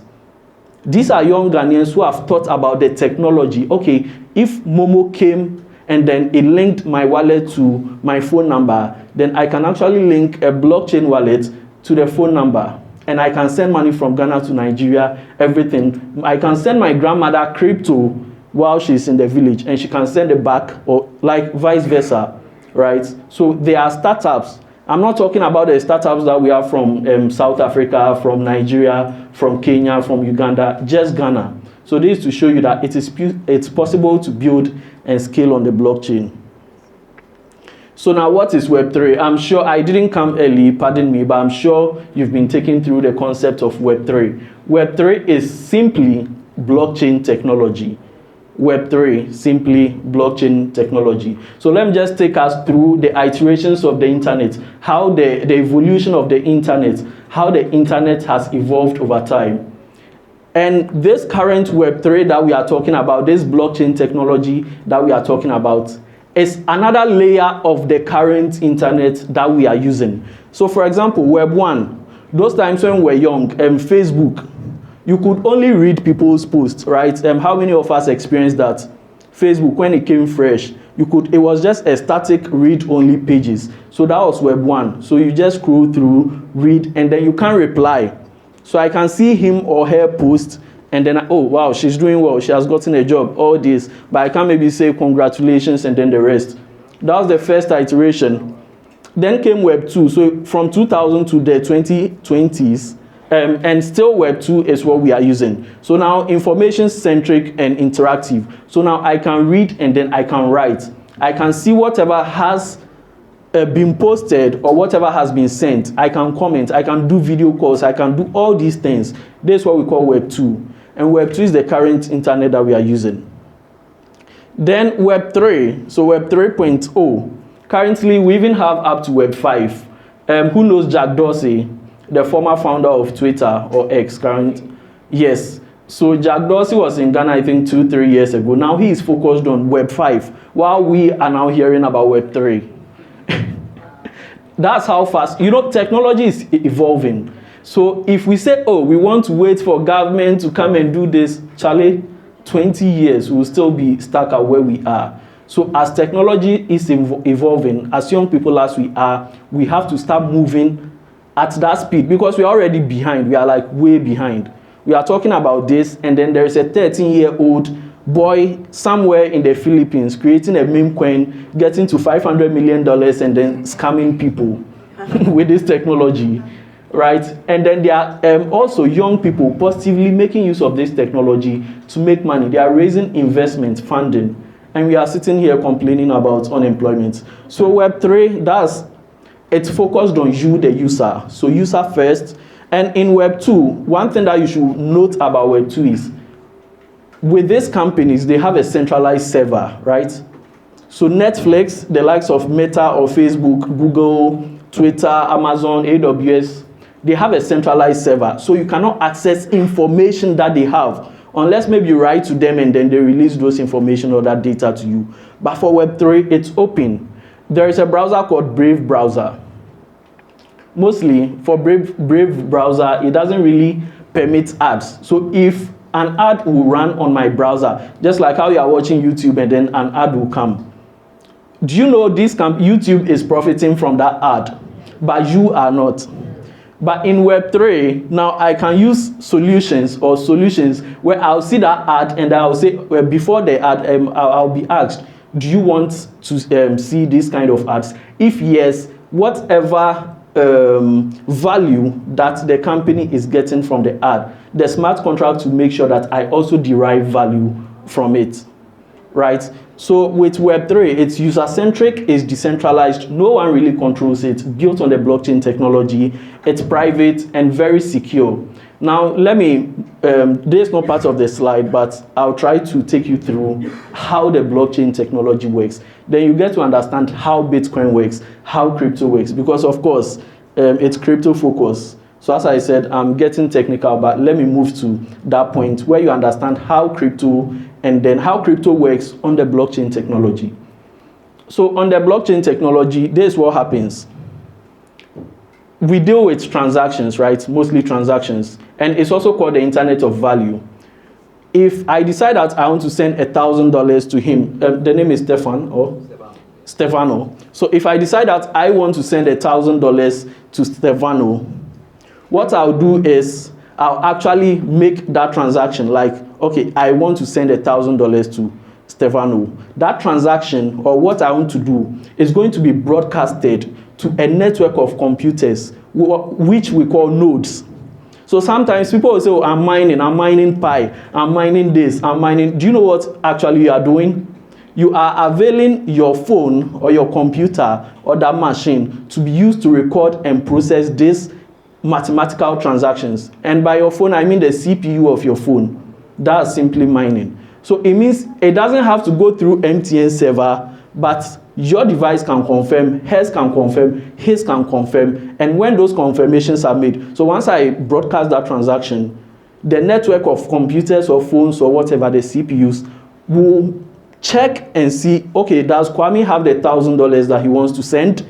So if they all agree that yes, he does, he has the $1,000 that he wants to send, then now I can send, that transaction will go through. Once the transaction goes through, that transaction is going to be put into a block. So now you get to understand why we call it blockchain. It's a very simple term, blockchain. Don't let anyone confuse you. So once the network of computers have validated, we call it validation. So once it has validated my transaction, it's going to be put, so for example, let me just use this, right? It's going to, so this is my transaction, which has been put in this block, right? Your transaction or the next transaction after is tied or put into the same block. The next transaction, and the transaction hash of this follows this. So this follows this. So all the transactions are batched into a block. Once that block is exhausted, we form another block. And then the last transaction hash of this becomes the beginning of the next block, right? So now it forms a chain. So this block is tied to this block is tied to that block, this is tied to that block. It forms a chain, simply blockchain, right? So whenever someone talks about blockchain, let me say it in Twi, like it's nothing. It's just a technology, an open and distributed ledger that puts transactions and the records transactions, right? And then after, it makes sure that no one can hack it. Because if we have, maybe I have my transaction in the 5th block and you want to hack my transaction or undo it, then you have to start undoing the last transaction that's on the block. You undo all the transactions in that block, move to the next one, undo, before you can edit mine. So it is safe and then it's secure. What are some of the things that you can get from being in the blockchain tech space? So these are so blockchain career niches and opportunities or key areas where you and I can focus on. If you have technical skills, if you know how to write JavaScript, Python, the likes of Solidity, then you can go into you can be a developer. So smart contract development, dApps are simply decentralized applications, or any app that's built on the blockchain, we call them dApps, decentralized applications. And then you can also develop protocols. Aside that, you can go into DeFi. DeFi means decentralized finance. And Hakim was mentioning a protocol where I can put in my money, right? I can put in my money and then I'll be getting yield on top. Those are some of the DeFi protocols that you can actually, so for example, AAV is called Aave. Aave, I can just put my money there and then if it's for a year, I can get maybe, if it's 6% to 10%, I actually get it. And mind you, whatever we do in blockchain technology is mostly in dollars. So we run a dollar economy. So inflation, the way the Ghana cedis, the Nigerian naira, and then whatever inflation is catching them doesn't really affect us. So we have decentralized finance, we have crypto trading, yield farming, and also lending platform. There were times that I wanted to buy a phone, and as Hakim, you mentioned that you actually you put your money in a protocol and then they gave you loan. I started with saying that I'm my own bank, right? And I don't really deal with banks. If I need money right now, I have $5,000 in a token. I'll simply, for example, Binance. Binance gives loans, right? And there are protocols that gives loans. So I'll simply put that 5,000, if it's XRP, I'll put that $5,000 worth of XRP. I'll use it as a collateral. And then they give me the money that I need. If it's $3,000 that I need to do something, because yes, the assets that I'm putting there is greater than what I'm requesting, the loan that I'm requesting. They will take it. And within 5 minutes, that $3,000, I can have it while my money is still sitting with them. The downside is if the value of the collateral that I've put there reduces, they just liquidate it. They will use it to pay the loan, and that's all. But then if it doesn't, I now get their $3,000 to do whatever I'm doing, and then my money sits with them. So if the price of that crypto appreciates, it's still a win-win for me, right? So even loans, the way you go to the bank, ask them, oh, I want loan, and then they will ask you to go and bring your grandmother's birth certificate, all those, like, it's just, we are in a financial system where all those things do not really need, they are not really needed, and that's the power that blockchain technology brings to you. We don't have to trust you. All we have to do is that the blockchain verifies that you have what you say you have. So now let's move to NFTs and digital art. So if you're an artist, if you do art, all these things, you can have NFT marketplaces where you can sell those arts. For example, Justin Bieber, the likes of, there were so many celebrities in 2022. There were those monkey faces, we call them Bored Ape Yacht Club. Some monkey NFTs, they were buying them for as high as $40 million. It's just a monkey picture. How many of us heard of that? Does it make sense? It doesn't make sense, but let me shock you. I was also in that same school of thought, that why would you buy just a monkey picture? Recently, Justin's son bought banana that they've sellotaped. He bought it for over $2 million or something. And it doesn't make sense at first. But then last year I was doing NFT. I'm a marketer. So I was doing NFT marketing for a project in Ghana. So we're helping to raise funds for special kids. And then my friend that I was working with had those monkey NFTs in his wallet. So I asked him, but why do you have all these things when you could have used? And at that time, he bought them for $150,000, just a monkey picture. And these are things that you can trade on those pictures that we think it doesn't make sense. The value goes up, the value comes down. So you can flip it. You can actually trade it and make more money with it.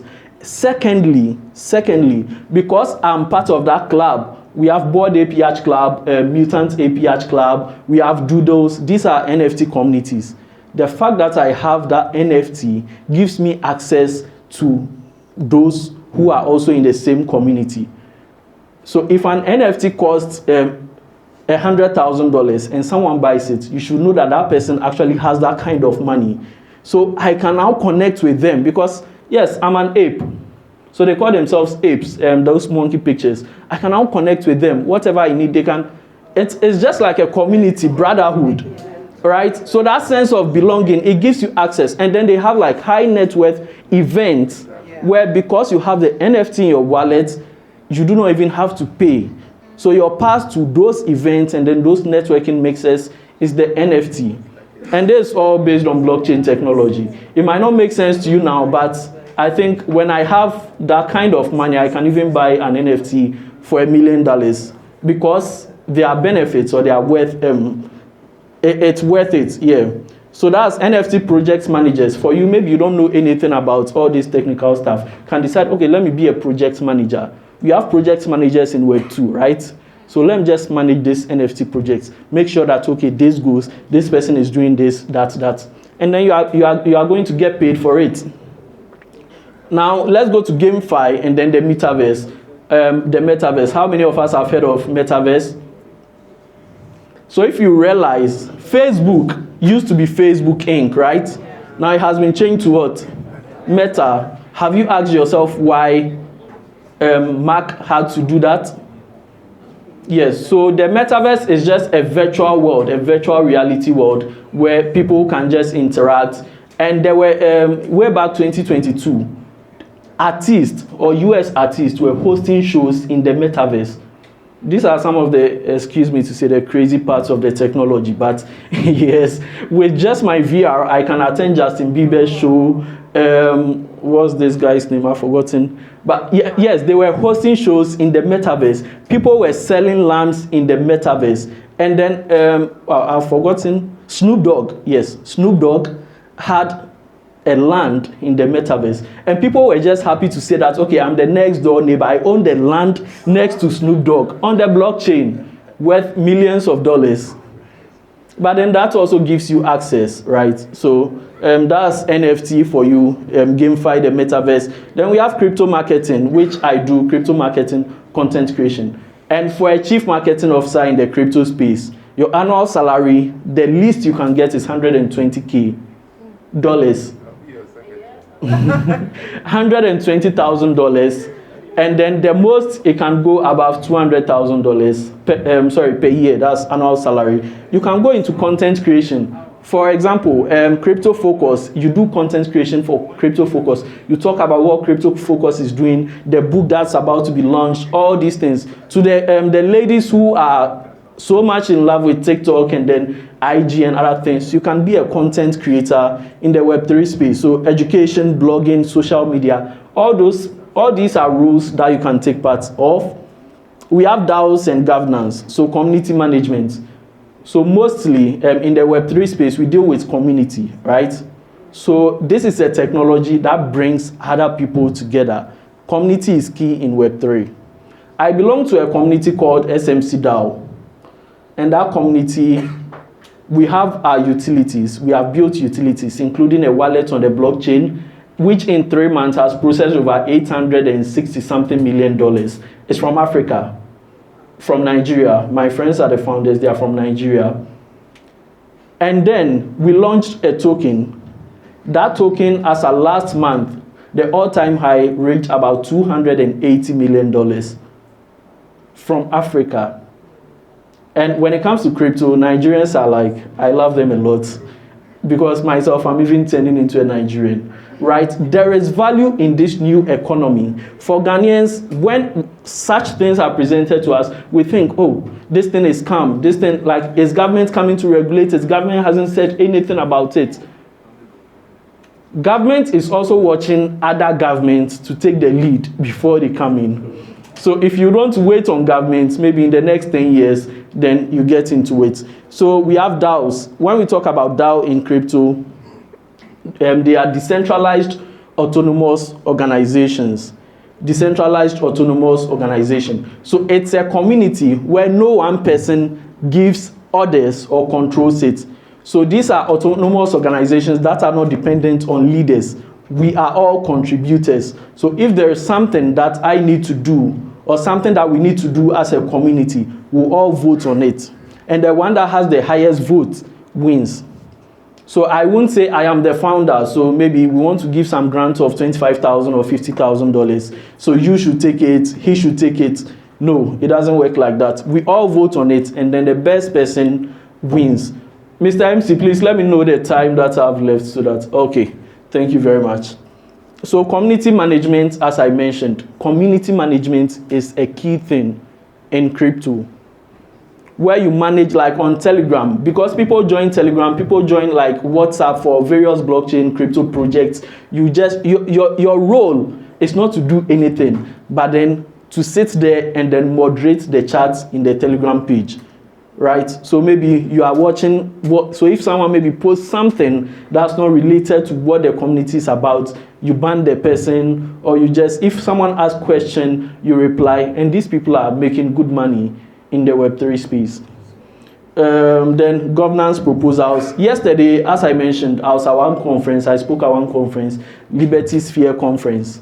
And then my friend, the one who led the conference, was telling us that he has a number of proposals that he's yet to vet. And he has 1,000 proposals that has been given to him. Like people have grant proposal, people have written proposals for grant. But then the company itself, or the protocol itself, it's in the Cardano ecosystem. The protocol itself cannot sit down and then vet all these 10,000 grants. So they sublet it to people in the ecosystem. And each grant, his simple job is to see, okay, this is what you have presented. Yes, this grant or this project should move to the next stage. Then you state why you are saying yes. If it is no, you state why you are saying no. And it's $2 per proposal. So that's $2,000 sitting down for him. Once he's able to do all the 1,000 grants and then approve 500, and then maybe reject 500 or the extra 500, that's $2,000 that's waiting for him to be paid. So we also have cyber security and auditing. So in the space that we are in, security is key. So if you're also a technical person that can audit smart contracts and say, okay, this contract is safe. And these people are like one of the highest paid people in the space. Cyber security and then smart contracts auditing. Okay, so now let's I just brushed on the key rules. So here I'll just mention them and then skip key rules in the blockchain space. For me, I'm not a technical person, but then for my role at Aya HQ, I manage a lot of builders, a lot of founders, and a lot of technical people. But then we also have non-technical rules in the Web3 space. So the technical ones, you can be a blockchain developer, you can be a smart contract engineer. So the smart contract engineers are what we call backend. These are roles that you can get into if you are someone who loves coding. You can be a UI UX designer. So UI UX, simply, whatever you see on apps, on websites, they are the ones that design that flow for you to see that, okay, if I press on this, it goes here, all those, whatever you see, like user interface and then the user experience. And these people also make good money in the tech space. So you can be UI UX designer, you can be a cybersecurity specialist, and also front-end developer. Then comes the non-technical rules. Community manager, as I mentioned, crypto content creator, or influencer. And the crypto influencer is a part that I love a lot. Because this morning, Hakim is laughing. This morning, I was just there, and then there is a crypto project, right? They're a friend of mine. Sometimes I'll be there, and then the founders will be like, Kwame, can I get your CA, your contract address? I'll just paste it. Okay, I want to bless you. And they'll send me a percentage of the coins that they have created, right? Because definitely they will not make it, I'll make a post about it or something, and then my followers will also get into it. Like once an influencer makes a post about something, and these are people that I know, so I know that they are not going to rag you, they are not going to scam you or anything. So sometimes you are just there, oh, I want to bless you with this. They call it blessing, but I know indirectly they are not going to tell you to post, but then indirectly they are trying to tell you that I want you to be part of the project. And it's just nice. This is an economy of value, right? So if you offer value, the money that you want, the wealth that you want, the only language that the world understands is value. So once you offer value, you also get the money that you want. So we have crypto content creator and influencer, project manager, research analyst, just doing research on various blockchain topics, and then you get paid for it, right? Then we have business development, partnerships, all those things. So you can see that most of the roles that we have in our current tech ecosystem in Web 2 are almost the same thing. Just that when you get the understanding of crypto and blockchain, you start to follow these rules. So how do you get started? How do you get started with all these? So learning and skill development parts, how to get started? Crypto Focus is one, right? We are going to launch a book today, which is going to show you, is going to teach you about crypto, is going to actually get you to a point where you understand all this from beginning to end. So yes, you join the Crypto Focus community, and then whatever thing on the website or whatever thing that Mr. Henry posts on the page, you get to learn about it. Learnway, this is a project, you can download it on App Store and Play Store. There's one project that's dear to me. Because the founders were actually coming with me, but yesterday we got tired from our event. We got home late, so they couldn't come. But Learnway, it's on Play Store, it's on App Store. You want to learn about crypto and all this, it's an app that you can download. You can even play games based on the topic that you've learned with your friends, with your family. And then financial literacy, blockchain, crypto is there. We have Coursera. Crypto courses are on Coursera, blockchain courses are on Coursera. You go there to learn. Udemy, Buildspace, Alchemy University. All these things are options where you can go and then learn more about crypto or blockchain technology. And then the best thing that you should do, or the next thing that you should do, is to join Web3 communities. In Web3, we say community is king, right?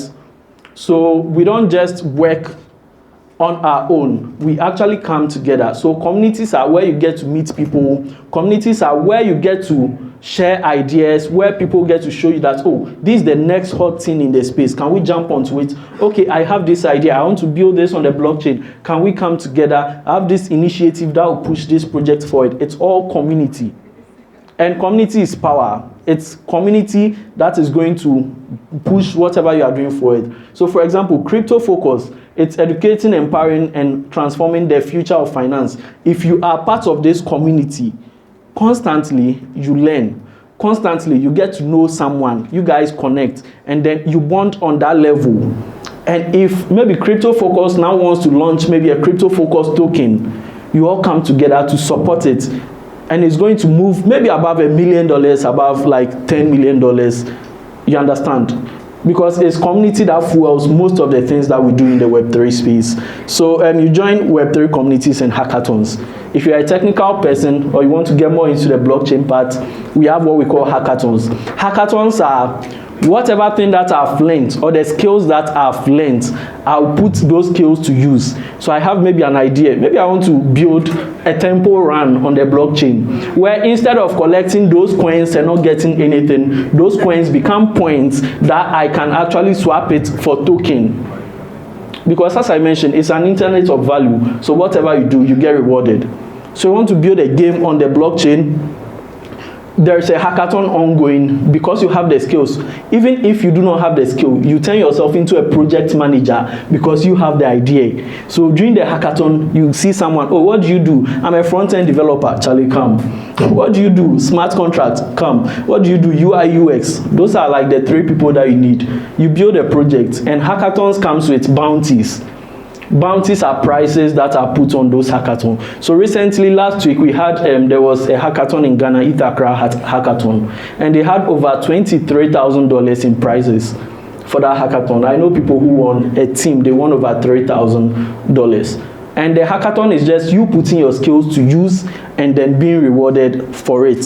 So you join Web3 communities in hackathon, and in doing that, you learn and then you earn while networking. And if you are students here, let me just tell you one thing. You do not need to graduate, right, before you start earning. Take that thing out of your mind. I've graduated years ago. This is a bad advice that I mostly give. I graduated years ago, but I don't really bother about my certificate, because this is we are in an economy, or we are in an era where the skills that you have are preferred over your academic qualifications. But the academic qualifications are also good. So while in school, once you learn some of these things that we are telling you, you learn about crypto, you can start earning. I was in school and I was paying my own hostel fees and other stuff with crypto money. I was in school, I'll wake up one day and my wallet has gone up over $10,000. I'll go and sit in the class and you understand, while being a student. So just take it out of your mind that, oh, I have to get out of school before I make it. It's possible for you to make it in school. And then leverage social media. Some of us do not really love social media. We really do not love putting out stuff there. We prefer to just do agenda. For example, on Twitter, on Instagram, we prefer just agenda, but then put value on social media. People will get to notice you, people will come to you, and then you charge them for whatever you do. So real life success. Let me just wrap up with this. How many of us heard of the dancing pallbearers way back in COVID times? Pam, banana, na, banana. Where are they now? Should I shock you? Yes. Should I? So through blockchain, right, you can just Google it now. Dancing pallbearers NFT. Those guys, that picture of them dancing and holding coffin, they sold it for over $1 million as an NFT. Someone bought it for over $1 million way back 2022. And now they won't be carrying the coffin and doing all those things again. They've made money. Yes. You understand? So if you are shocked or you don't know what blockchain can do to you, just use, and I'm not lying, you can just check it online. Joy FM, most crypto media blogged about it. For over $1 million, just that picture as an NFT. And now the person who has it in his wallet is happy because now I am the original owner of that meme. As simple as that. So there are young developers who are securing global jobs, NFT artists who are earning in crypto, selling their NFTs globally, community managers working remotely, blah, blah, blah.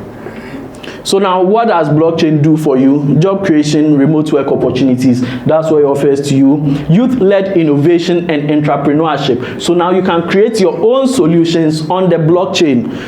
Financial empowerment beyond traditional bankers. So traditional banking, you can be there and then you can be even taking people's, but don't take people's money to invest, right? But because you know protocols, you can be putting it there to so that those people, their money can be earning yield and other things. If maybe they are giving 10%, you take 2% and then give them 8%. That's business, right?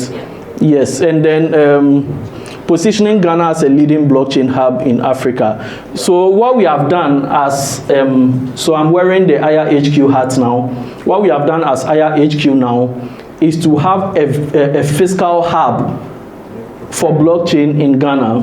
So that hub is a 30-bed space capacity. Mr. Henry and then the team were there the last time, where you can come in, you can sleep, you can work.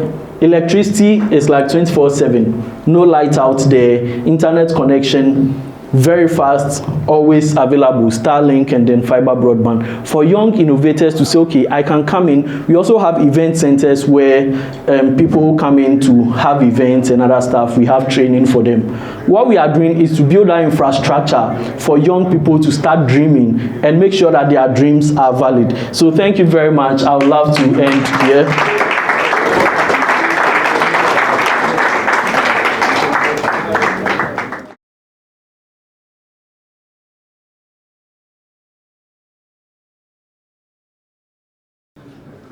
Good afternoon to you, ladies and gentlemen. It is such an honor to be here.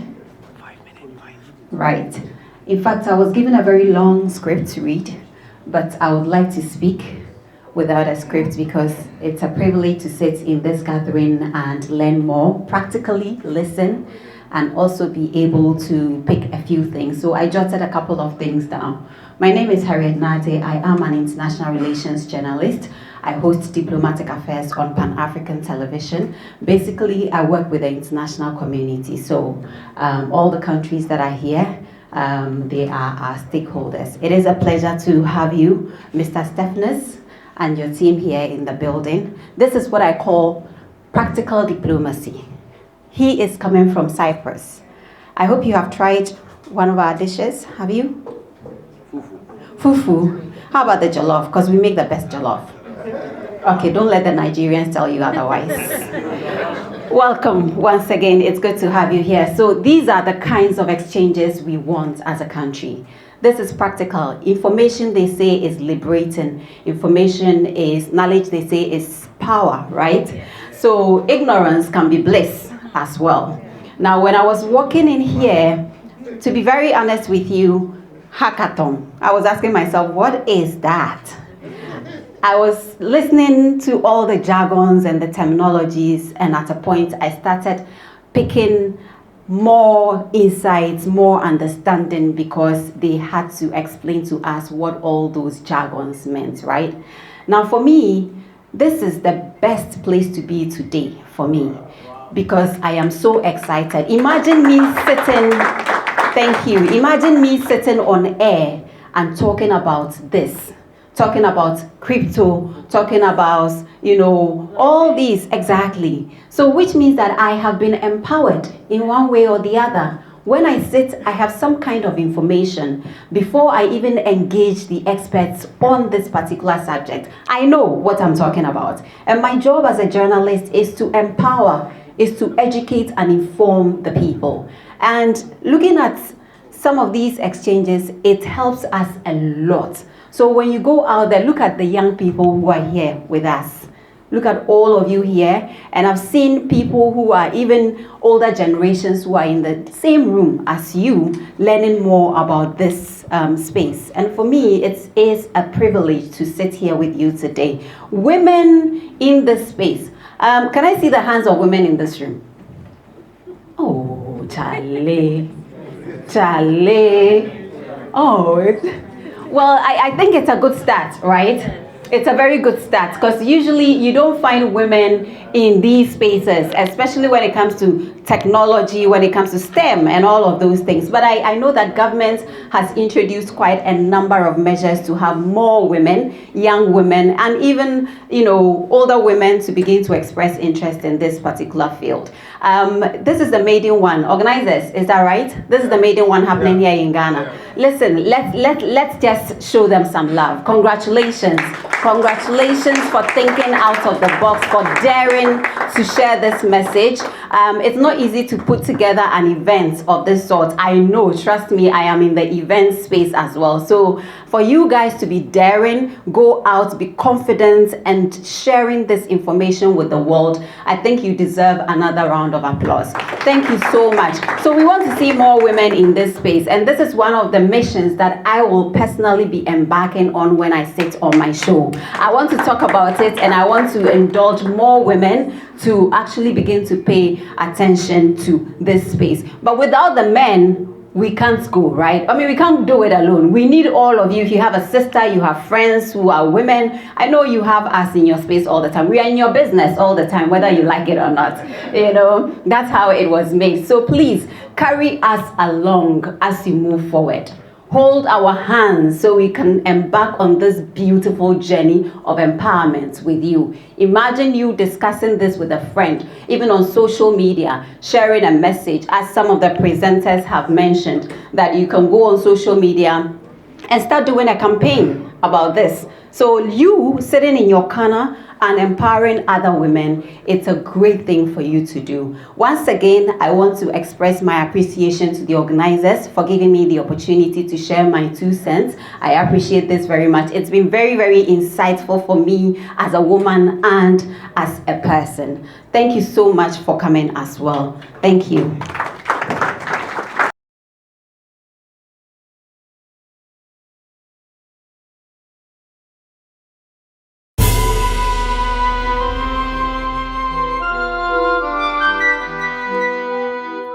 It all started in 2015.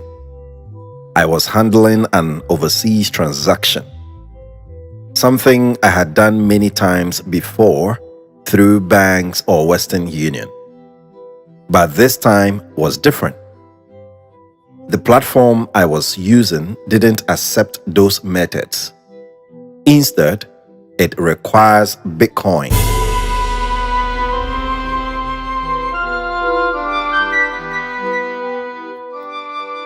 Something I wasn't familiar with. Back then, Bitcoin was only $250 to $300 per coin. To me, it felt like play money, something from a video game. I wasn't interested. I preferred the old ways. Slow, expensive, but familiar.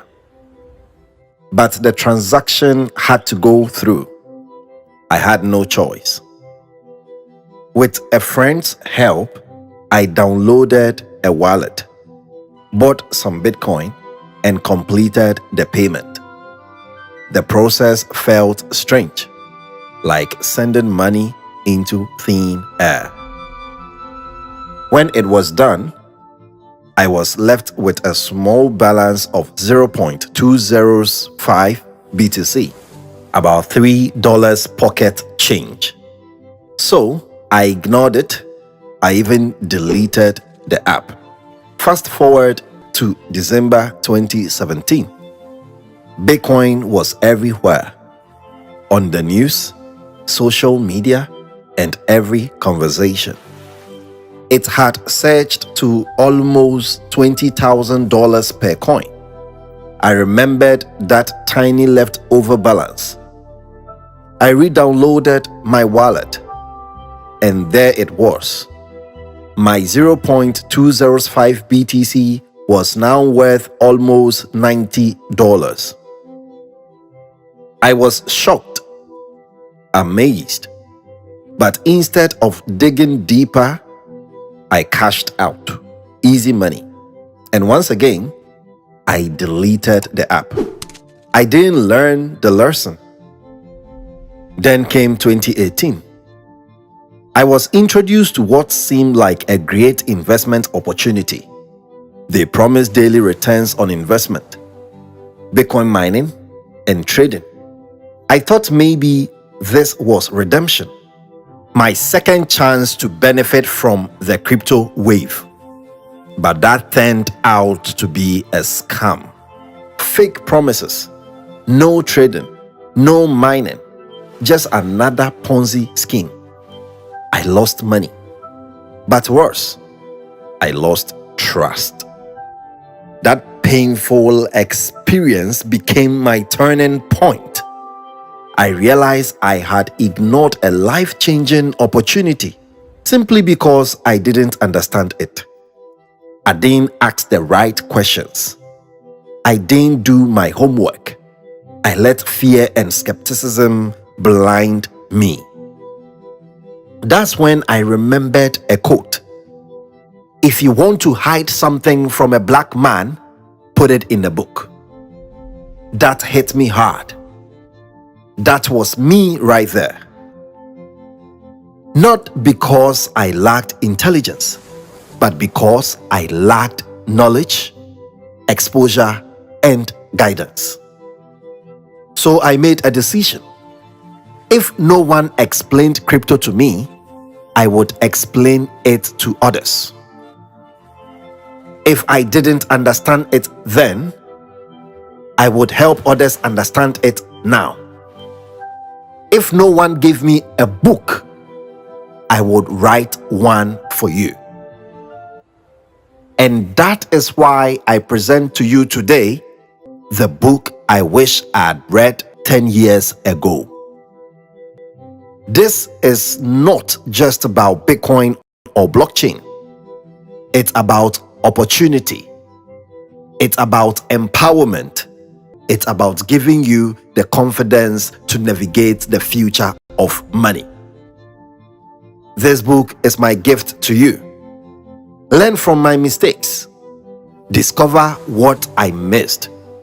And step boldly into the opportunities of tomorrow. Ladies and gentlemen, I present to you Crypto Focus.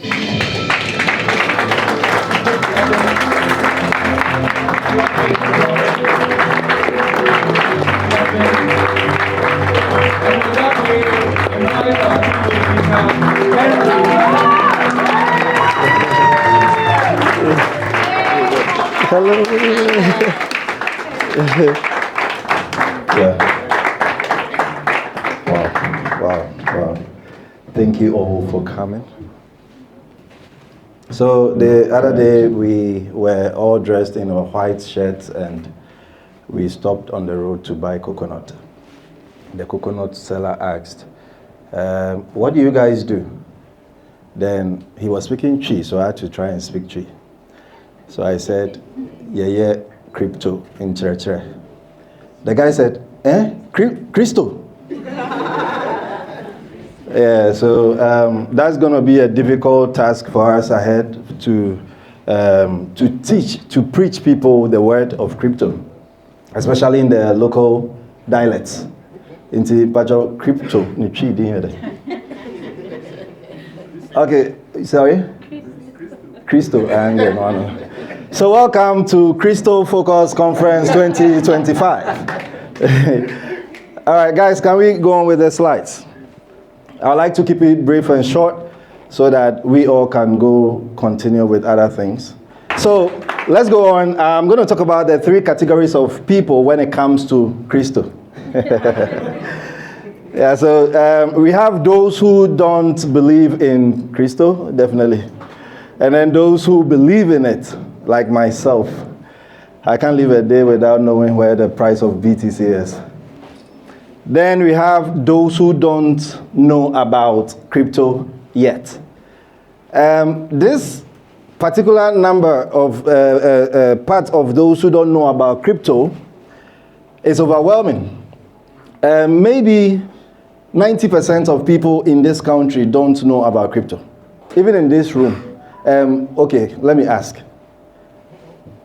If it's your first time attending a crypto conference, please put up your hand. You see? Oh, more than half. Oh, damn. Thank you very much. This is why we are here, so don't worry, all right? We are starting a movement. Guys, let's go on with the next slide, please. All right, so number one, those who don't believe in crypto. Now, these individuals often stay away from crypto due to past experience or fear. They've been scammed before and lost trust, like I did in 2018. But it took just some few minutes for me to regain trust. That's after I did my research. Now, they know someone who was scammed. Most of them, they don't know someone who was scammed. They go like, yes, say, yes, scam. Yes, say, yes, scam. And they simply don't understand it and choose to avoid it. That one there, baby. You see, there are a lot of people, as soon as you approach them that, oh, what's up, you know about crypto? We teach crypto, like, I don't know. They just give you that, and then they walk away, you know, and it's the same thing, like, yeah. Let's go on, guys. Group 2. Back, please. Those who believe in crypto. Now, these people understand the value of crypto and choose to learn about it. Okay, so some were once scammed, but learned from their mistakes and grew stronger. I have an example. A lot of you. All right, so W is here. He was with me. My brother is here. My senior brother. He referred me to one scheme like that, and then we got chopped. But he made money though. So others were never scammed. They took their time to study, ask questions, and follow guidance. So some of you here are lucky because joining Crypto Focus, you are going to learn. Even it's for free. You're going to learn for free, and then you're going to build wealth over time. So you're not going to get scammed. The only time you get scammed is we've discussed crypto here. You found it exciting. Now, instead of you being patient to follow step-by-step guidance, you decide that, oh, yes, it's crypto, yeah, the part. Somebody meets you and give you a link. You say, oh, it's crypto, oh, mepe, let's do it. That's why you're going to get scammed. So follow guidance, step-by-step. Be patient, don't worry. When you hear BTC is going wherever, don't panic. Relax, all right? Okay, next. So those who don't know about crypto yet. Now, this group, they're unaware of crypto. And then they never come across it or paid attention. But soon, they will, because crypto is here to stay. Now, once they do, their response will determine their path. They will either join group 1, those who don't belong, or group 2, if they learn, all right? So take your time, be patient, and then let us roll. So these are the people. This man, as you can see, is, if you approach somebody and they're angry already, you should know that they will either slap you, like they give you if, then you chop slap. And then, yeah, the believer of crypto, when you see them, they're always smiling. You see this guy? He's always smiling. This one coming. Yeah. And then those who don't know. So let's go on. All right. So because of these 3 categories of people, we have launched Crypto Focus Community. It's not going to end there. It's not going to just end at the community level. And we are get to know more about that. So this community is a global network of crypto enthusiasts, traders, investors, and innovators on a mission to empower people with knowledge, skills, and opportunities in crypto, blockchain, and digital finance. Simple as that. So we go about educating with real-world application. So we are not just going to teach you theories. We are going to guide you step by step how to go about it. All right? And then encourage collaboration, explore investment opportunities together, and then raise awareness about crypto. Someone should give me a golden nugget coin. If you're already in crypto and you know any coin we should look at, please put up your hand. I want to know.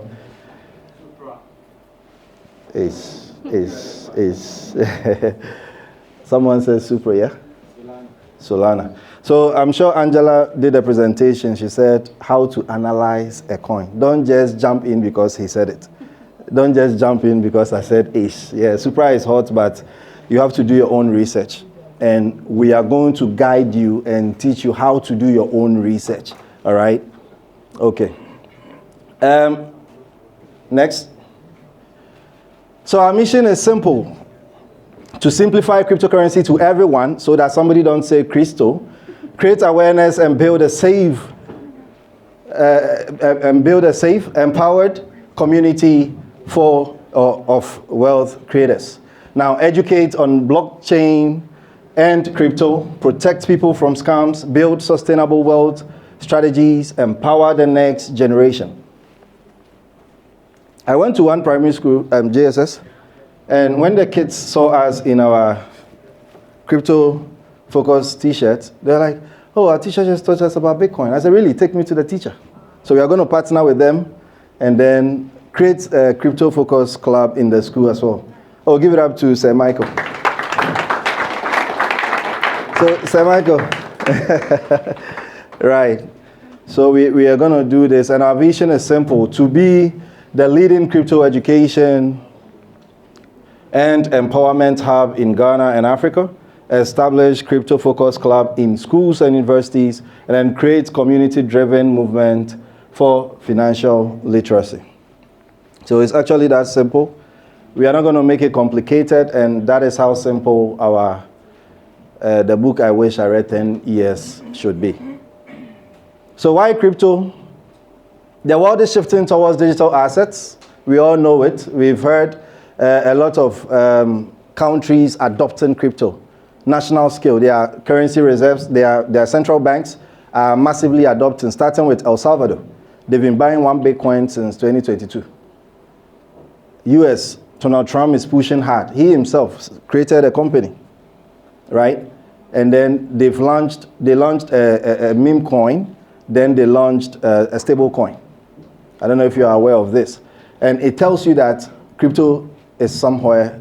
If you are not in it, you've been left behind.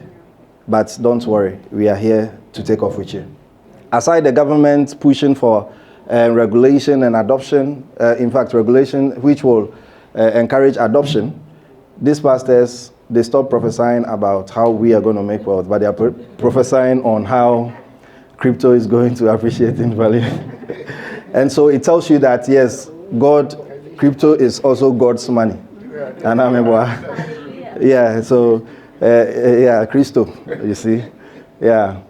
So, opportunity to create wealth and avoid financial exclusion, and a need for education to avoid scams. So what we do: free crypto training and webinars, community discussions, create scam awareness campaigns, mentorship and networking, and then annual crypto. So this conference is just the beginning. This one, we are using it for rehearsals. I've not done any conference yet. This is the first one. What I do is normally one-on-one. You come to me, we talk, then I charge you $400. Say, it's too heavy.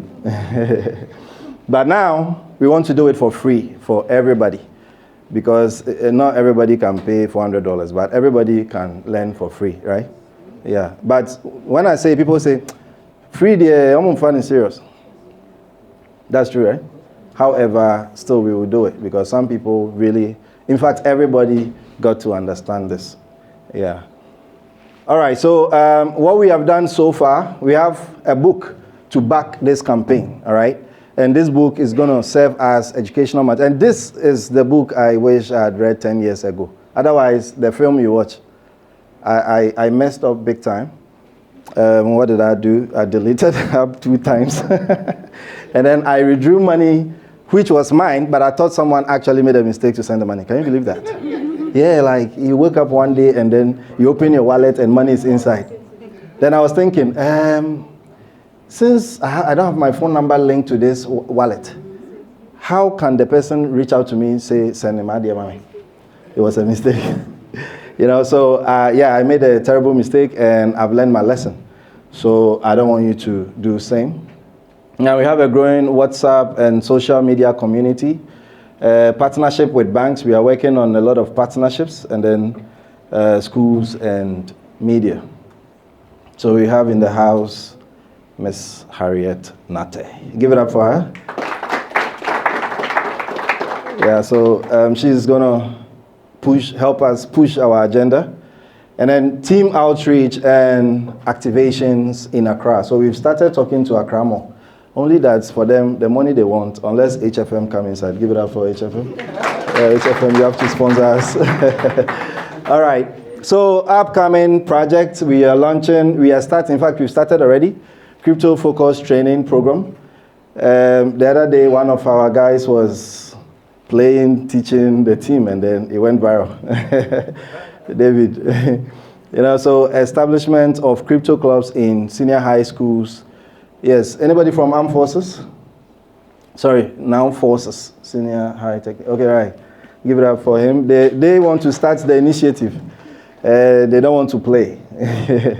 All right, so strategic partnership with state institutions and regulations. So all these are programs that we're looking forward to. So how can you join us? In fact, scan the QR code on the banner, and that's it, you've joined. Now we are going to put a registration form on the group. So if you're on it already, that's how you're going to get the link to fill the form to officially become a member of Crypto Focus community. All right? So now we'll be embarking on outreach and training programs. We will train you so that you can also train other trainers. We cannot go training everybody on this planet, right? So we start from somewhere. We want to train you so that you train the trainees, all right? Oh, Anyamode. Now we go partner with schools, companies, media, attend our event and share knowledge. Simple, as we've started here. I'm sure some of you have learned. Kwame delivered. In fact, I can't leave anyone out. I'm sure all of them did fantastic. Yeah, I was watching them from my phone. Okay, next please. All right, so here come, I just gave you what the community is about. So on this note, we are going to look at the book. The book I wish I read 10 years ago. Now this is a new generational guide to crypto. It means that this era, they call it digital era. The only book that makes this era make sense. Okay, so this book is not about, there are a lot of books out there, but they are mostly about storytelling. But this one, the only story in it is about 1 page, which is even my experience. So the rest, you'll be learning, for real. And so this is Crypto Focus. Next slide. The book I wish I'd read 10 years ago. So this is the hard copy, but we have the paperback version. We have it here. Protocol. I'm sure this is the book, right? Yes. Okay. So everybody is going to get one. Is it free or they have to support the community or what? Let me know. All right, so I hope everybody will get one, as cheap as it could be, to support the same cause, okay? The money is not going to nobody. It's not coming to me to support the movement. So crypto, why this book? Yes, crypto is no longer the future. It is here. Before we used to say crypto is the future. It's a revolution. It's coming. But now we can't say that anymore. Unless you are new, you think that, oh, it's now coming. Yo, it's been around 16 years. Where were you? Somebody asked the father, despite Musha said, now. All right, so many missed out because of lack of knowledge. Oh, okay, that's the answer. That's the answer. Lack of knowledge and guidance. Yeah, and then I was once among them. That one there, you can't take it away. So this book is born out of that experience, a guide for the next generation. A guide for the next generation. So my journey into crypto, we know it already. So guys, let's move on. I fucked up. I don't want to remember it. I'll cry. Okay, so why I wrote this book? To prevent others from making the same silly mistakes. And then to make crypto education clear, practical, and relatable. Also to inspire financial literacy and empowerment. To provide a trusted guide for beginners, and enthusiasts. Whether you are an investor already, whether you are an intermediate or a beginner, this guide is for you. Okay, it teaches you how, in fact, what is crypto, blockchain, everything. Okay, what is inside this book? Understanding Bitcoin and blockchain basics. Now, you can't jump to Kwame's class. Where is Kwame? You can't jump to Kwame's class and go and learn Web3 and blockchain development without starting from here. So we are actually partnering with them so that as soon as you graduate from the basics crypto focus giving you, then you go and learn how to develop Web3 and then blockchain, right? Are you happy that we are partnering with them? Yeah. Please round it up for us. So, we will teach you about risk management in crypto. Even if you're an investor and you're just buying and hold, you don't just buy and hold. All right, you need to diversify your portfolio, and that was mentioned, that was discussed in the book. We talked about crypto scams, and also we will keep updating on the community platforms about the scams because every day new scam is born. And so how to stay safe, yes. So real world strategies to create wealth with crypto. Yeah, there's a lot of real world strategies. One of my girls, where is Victoria? She downloaded a game. I saw her playing a game and he said, oh, she read it in the book. I said, oh, my book? And I'm really fikra. So there's a lot of opportunities in the space, and then they are all mentioned in the book. So once you read the book, you know how you can make money, up to the point of not developing, just playing game, free money. I want to ask her how much you've made so far. Where is she? Please call her for me. All right, and then a roadmap to the next generation of leaders.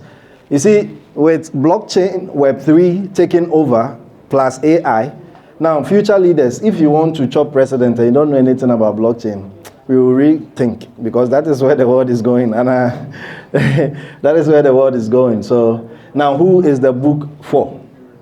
Beginners, curious minds, beginners curious about crypto, students and young professionals, investors looking for direction, policy makers and educators.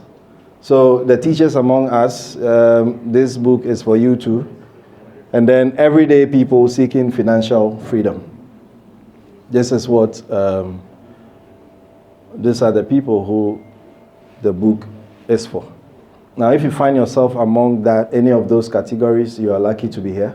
And then if you know somebody who also needs financial freedom and all that, please feel free to share with them. Now, beyond a book, a movement is born. So the book birthed the crypto-focused community, a growing network of learners, builders, and leaders, and then mission education. So this book, this is how it started for me. I got scammed, but I was curious. So I decided to start reading, because before that time, I like to read only what is important, especially stuff about health. I say, no, health there, I'll read. But any other thing, I don't want to read. Maybe news, I'll read half. And I say, oh, then I'll throw it away. So I didn't like reading, actually. Now I started reading because I got curious. I wanted to understand Bitcoin. Why did the people scam us with Bitcoin? We wanted to, where is Elorm? Elorm created a group. He wants to go and chase the scammers. Elorm. You know, I said, Charlie, it's not possible. He said, why am I talking? I said, these guys, you can't find them. Forget it. They said you should write a petition to the CID. Where is Elorm? Elorm should come here and say it. We should write a petition to CID headquarters, cybercrime. I'm like, what the hell are you guys doing? What are they supposed to do with your petition? Go and chase the scammers for you? Forget, your money is gone. And that's how it happened. So I did the research to understand. Then I found the golden opportunities in the dark. A lot of people gave up. In fact, Elorm himself, he gave up. He was like, Charlie. Anytime I call him, I say, Charlie, the crypto thing, if you serious, if it's something else. So he's like, Charlie, look, the thing they did with the, we can't go back. All right, so I did the research, then I started teaching people immediately. Everything I was finding, I started teaching people one-on-one. I would take someone from we meet somewhere, and then we would go to King's University. Oh, where is Marigold? Marigold was once in the class. Is she here? And then Jane's here. Yeah, we would go to King's University. Nobody gave us permission. No. We just walk in and enter one class, and I start teaching them. Then one of my brothers asked me, but you going to ask permission? I said, we are students. So I started teaching, and then I finally started converting the course into slides, and then it became a book. So that's how come we arrived at the book. So this one, it wasn't just sit down and write. It's been a 7-year journey, actually. So, Charlie, ejumakum. So, together, we are going to shape the world or the future of finance. I can't do it alone, all right? I can stand here and tell you I've been doing this for so many years, but I've seen the journey ahead that it's going to be a tough one. Then I said, all right, why not, now that we have a book, why not form a community around it? So that if I get people who will support my vision, let's do it together. So now it's not going to be about me, actually. It's going to be the whole community will be decentralized. All right, the whole community will be decentralized, where we will have a Ghana president, every country in Africa president, Nigeria, South Africa, Kenya, name them, Togo. So those of you here who can speak French, please. Me, I can't speak French. Godfather? I'll try. Okay.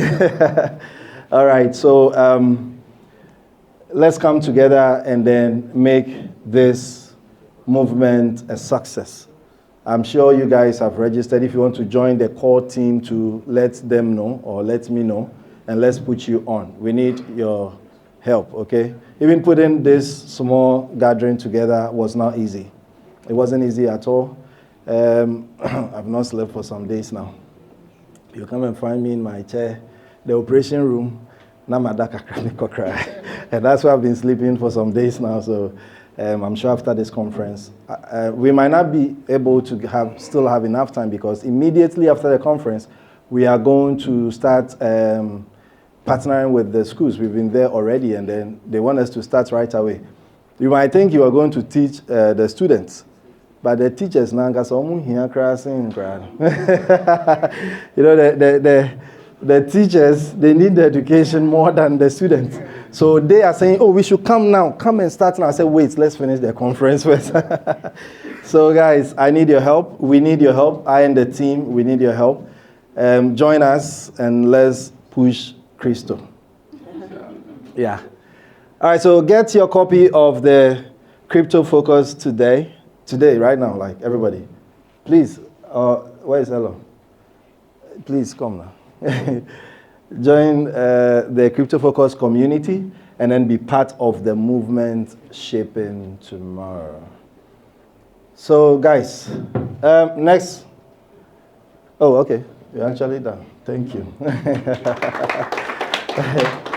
So yes, I will take.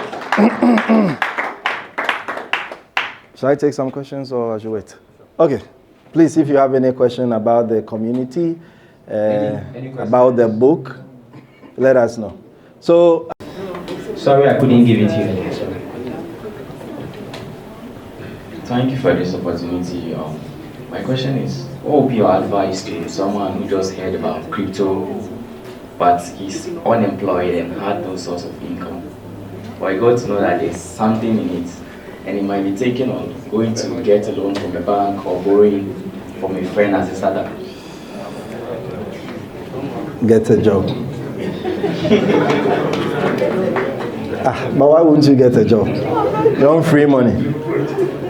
Yeah, so I advise that you join Crypto Focus community, learn, and you find opportunities in the course, all right?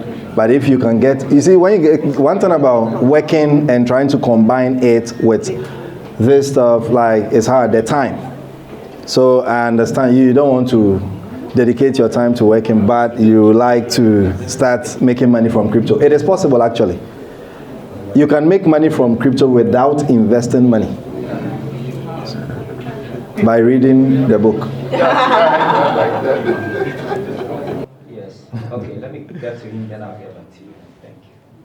But the ladies in the house, please, you are not asking questions, so I'm coming to you guys. Please, I'm right. Okay. About the evangelism of Christo. Yeah. In Ghana here, or in Africa, we know that most of our young brothers and sisters and family members usually don't find themselves in schools and other places, but sometimes on the streets. Yeah. But I'm thinking, what are the procedures that Crypto Focus are put in place to focus on those on the streets? Right. Especially, you said something about the coconut seller. Yeah. So someone like him, or someone like the plantain seller, on the market. Yeah. How can he or she understand crypto and adopt crypto as a payment or something that can help the education of crypto? Okay. Thank you. Yeah, so that's actually simple. It's by joining the community. And also, we've opened our doors to partnership. So whichever community you live in, you know people you want to help learn and understand crypto, you talk to us, we can come to you. So let's say you live in Kumasi, and then you want to mobilize people who want to learn, we will come. You get what I'm saying? Yeah, so it's actually easy. And then they should join the community. Once you join, you have access to free crystal education. All right? Yeah. Okay, so please, dear ladies, I know you have a lot of questions. Oh, okay. So ladies, please get ready. Every lady is asking a question. And yes, I am. Okay, I've been wanting to know this. Yeah, one thing I didn't mention is, so we are H1Z, Forex, and crypto, before Crypto Focus. So yes, I'm the right person to ask this question. By the way, you don't want to work. I don't know. No, I know. No, you, why won't you work? Nice guy like you work. All right, so should you choose Forex or you need help in deciding which way to go? All right. With crypto, you can day trade crypto like Forex, all right? Forex focuses on speculation of currency, fiat currencies. Also, on the Forex exchange, they've listed crypto and other commodities as well. Now, should you focus on Forex or crypto, you can learn Forex while you buy and hold crypto. Because buying and holding crypto is the easiest way to make money on the planet. But it doesn't mean it's a free way. You have to find the money. So get a job. and then you now allocate portion of your salary, your earning. So let's say you are being paid 10,000 cedis a month, like my sister here. You can decide that you want to allocate 10%, and it's too much. 20% or 5%, any one that you are comfortable. So you invest what you are you risk what you are comfortable to lose, right? It doesn't mean you are only going to throw it anywhere to lose it. Now, for me, I actually will put 90% in my portfolio, but don't be like me. Don't be like me, otherwise, before trim. Okay, so buy and hold crypto and learn. I didn't say trade Forex, I said learn how to trade Forex because it will take time to become a master day trader. And you might give up on the road. And you might stop trading Forex at some point. And you realize that Forex is not for you. And then, and then you wish you never learned about Forex or discovered Forex. Yes. But it's a great thing because to become a successful Forex trader, you have to be disciplined. Don't play. HFM will chop your money if you go and play. HFM doesn't chop your money. The liquidity providers are there. So HFM is a brokerage platform that gives you the opportunity to place your trade. then they relay it. So when you cash out big, they will bring your money to you. It's as simple as that. But don't go and play on the platform. Learn first. Learn before you leap. All right? A question again. Sure. Right. And I've been into crypto for a while now. So normally what I do on campus is I look for people who are interested in buying cryptocurrencies. Right. I talk to them, I buy the cryptocurrencies and actually do a transfer. They charge them percentage. So in a way, it's something I do as a business, like a side hustle. Right. But I want to push it to like the next level. So I was wondering, what advice would you give to me? No, let me get it straight. You buy and sell or what? Yeah, so okay. I look for students who are okay. interested in Okay. All right. Because mostly on Binance, for example, if you want to buy cryptocurrencies, you need to go through KYC and all those other processes and stuff. But some people are so they don't really trust it, especially when they are sending huge amounts of money on the exchange, let's say in terms of buying or selling. Because you are dealing with a lot of money, so who are afraid of getting scammed and all that. So I go through other process for them. I send them the cryptocurrency. I take a percentage from myself as profits. So it's like a business I'm trying to work on. Yeah. So I'm also working on flyers and all that. But I want to know what advice would you give to me as a startup? You have already started it. You need advice. What are you saying? What advice do you need? I want more like professional advice. No, you will make too much money. All right, so buy the book and then there's more you can do from the book, all right? You want to make all the money. See this guy. Bad man. Please, ladies only. Why? Ladies, why? The guys asking questions. I will make a concession for just one, a lady, just one. Out. Okay, maybe your question is not about disadvantage. Let me try and see what you're trying to ask. Risk? Risk. Yeah, risk. Yeah, risk. Yes, you can lose everything. So you do it again. You can lose everything. That's a risk. That's why I said diversify your portfolio. Because if you put all your eggs in one basket, 2 years ago, one coin and exchange crashed. FTX, right? Now, assuming you had invested $10,000 only in what's the name of their coin again? FTT and no, the other one, Luna. Luna. Let's say you invested so much money in Luna, and then Luna price went down. Only Luna, one coin. So that's risky, right? So you just lost everything. But assuming you diversified your portfolio in 10 coins and just one went down, you won't feel it because the others will be doing so well that will cover that loss. All right? So, good question. Another lady, please. Another lady, maybe the last lady. The lady in red. Please clap for the lady in red. So, hello, I'm Adobia. Okay. Thank you for this enlightenment that you've provided on crypto, your entire team. Thank you. So I run an organization that basically sources.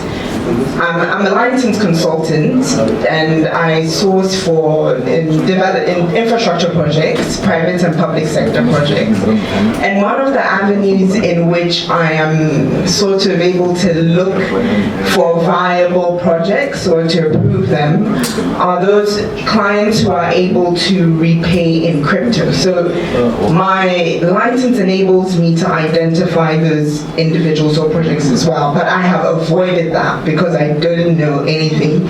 I didn't have enough information about crypto, so I've always gone the traditional route. One thing I want to ask though is in my line of work, they permit both, excuse my ignorance, because I feel when I say crypto, I'm talking about a type of Bitcoin, right? Based on the education you give me. Okay. So they allow mixed financing for project development. My question is, how then do we trace or track how the client makes that repayment. If, for instance, the client is taking traditional investments or going through my principal for sources of financing for their projects, and then they are also, forfeiting some percentage of that investment through their crypto financing options, how do I then, as the advisor in this, how do I ensure that they are going to make the repayments? Or do I not then have any control over how that repayment is made? So this to your team. Anybody who's capable of wants to answer. So please give it up for the lady again. In fact, her question, she's one for the ladies. The guys, zero.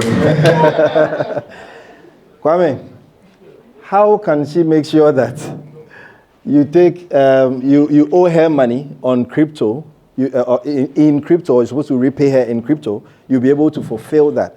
So I know about, is it the same lending platform she can use? Okay, please, help her understand. So the question is, you source projects for others, right? I source projects for a principal, so I don't want to disclose my principal. So funding for projects, infrastructure projects. And I'm permitted to speak to clients who have assets in crypto. So that they can self-finance while also using my principal's financing for that project. But I cannot guarantee that that particular client does have the money they say they have. And how do I ensure that they will repay? Yeah, so let me start with the story. Way back 2021, I got a deal. Some investors wanted, I think, was it 43 or $45 million? Like they wanted that in BTC. And then it was also through a consultant friend of mine. So she told me, Kwame, we need this. And I was like, yes, but I didn't have it in my wallet. But I knew that I'll make good profit from it. So I told her that, yes, I can get it for you. What those investors asked was for me to just send $1 from my wallet to them. They provided a wallet address. Once I'm able to send that amount of that $1 to them, they will now see my wallet address, so they can check the holdings or my balance on the Explorer to know that, okay, Kwame, this wallet address that sent $1 to me has maybe 10,000 or 10 Bitcoins in that wallet address. So that is one. You ask them to do a test transaction to send to you so that you have access to that wallet address and know that the blockchain doesn't lie. And that's what we call traceability. You can trace to see that, yes, they actually have this amount of money in their wallet. So it's something that you cannot do with a bank. Number two, we have what we call escrow. So you can use escrow services. So they can put that funds that they said they have in an escrow service. Then that one, you know that you don't even have a problem with that. You trust that escrow to be releasing or, thank you very much. I want to find out from you if it is possible. One, when you are sending a coin to someone and the person is using, say, a network, a particular network, and you send to you are maybe sending from BNB to Elorm, and you send that money, the money is gone. It's gone into the thing. It's Ashe. I want to know if we can build a solution so that those who make such errors, maybe is supposed to send TRC20 and then they made a mistake. If we can help recover the money in the air. So I think that's one downside about. So even first, when it comes to interoperability, it wasn't there, even with our Momo. Then, so with time, the blockchain is being, there are inventions that are coming up, protocols. So you know what a bridge is, right? Protocols where you can bridge from Ethereum to maybe BNB to all those. Else, once you send it to another network, becomes almost impossible to retrieve those funds. That is because there is no central body in the middle that is controlling the transactions. For example, if I send money to a wrong person, I can just call Telecel Cash or MTN for the customer service to reverse the transaction. Crypto transactions are not reversible. So even if you make a mistake and I copy the wallet address, but it's just one letter or one number that misses out, I might end up sending it to another wallet address, right? So I think people are working on that, but you can start working on that. And let me also mention, we have an incubation program that we run where startups that get to the final end, we give them $20,000 in grant to actually build. Once you start building, you also have access to further investments in the space. So you can check www.ayahq.com, ayahq.com. If you are a technical person or a non-technical person who would want to be part of the builder community, you can just check ayahq.com. You'll find me there, and then you find the suite of services that we offer. Thank you. Then final follow-up. An example of someone selling his or her NFT at a price which doesn't make sense. Mm-hmm. And as you said, NFTs also can be a form of making money. Yes. So with that, I want to know, why do we need NFTs, and how are we as Ghanaians, going to use NFTs? Because I'm asking this question because I get a lot of airdrops NFTs, and I don't want to touch them, or sometimes I don't want to touch them because I've been thinking when I go to the site, it will be a form of scam, or I can go link my wallet somewhere and then get hacked. So I want to know, before I want to touch it, I want you to really explain it to me and know how we can use NFT and trade it. Thank you very much. So there have been several iterations of NFT. When it came, that was the Wild West era, where it's just some picture. Sometimes you just open your wallet and then you see loads of NFTs in it. Please don't touch them if you didn't buy them yourself. Please and please don't touch them.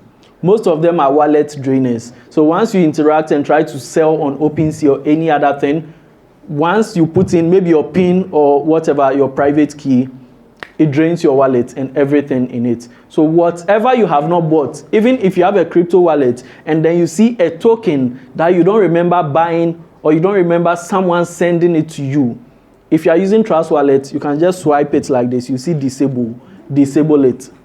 If you don't, then it's up to you.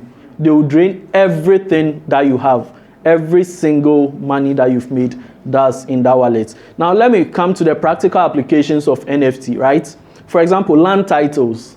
So as I mentioned, when it started, it was just the pictures, the Wild West era. Land titles, I can have a land and then my land title can be minted as an NFT on the blockchain. So now, if I'm no more, right, I can actually issue maybe a next of kin. Or if you want to sell the land, let me not even use I'm no more because I'm not going to die now. So if you want to sell that land to someone, all I have to do, and NFTs are non-fungible, so all I have to do is to transfer that NFT to his wallet address, and he becomes the legal and bona fide owner of that land. You understand? So these are applications of NFT itself in real life as a real world asset. But then it started with the pictures and then all those things, the crypto side. But now people are making practical applications of NFT. For example, Sarkodie, I think there was a time he released an album as an NFT. Who remembers?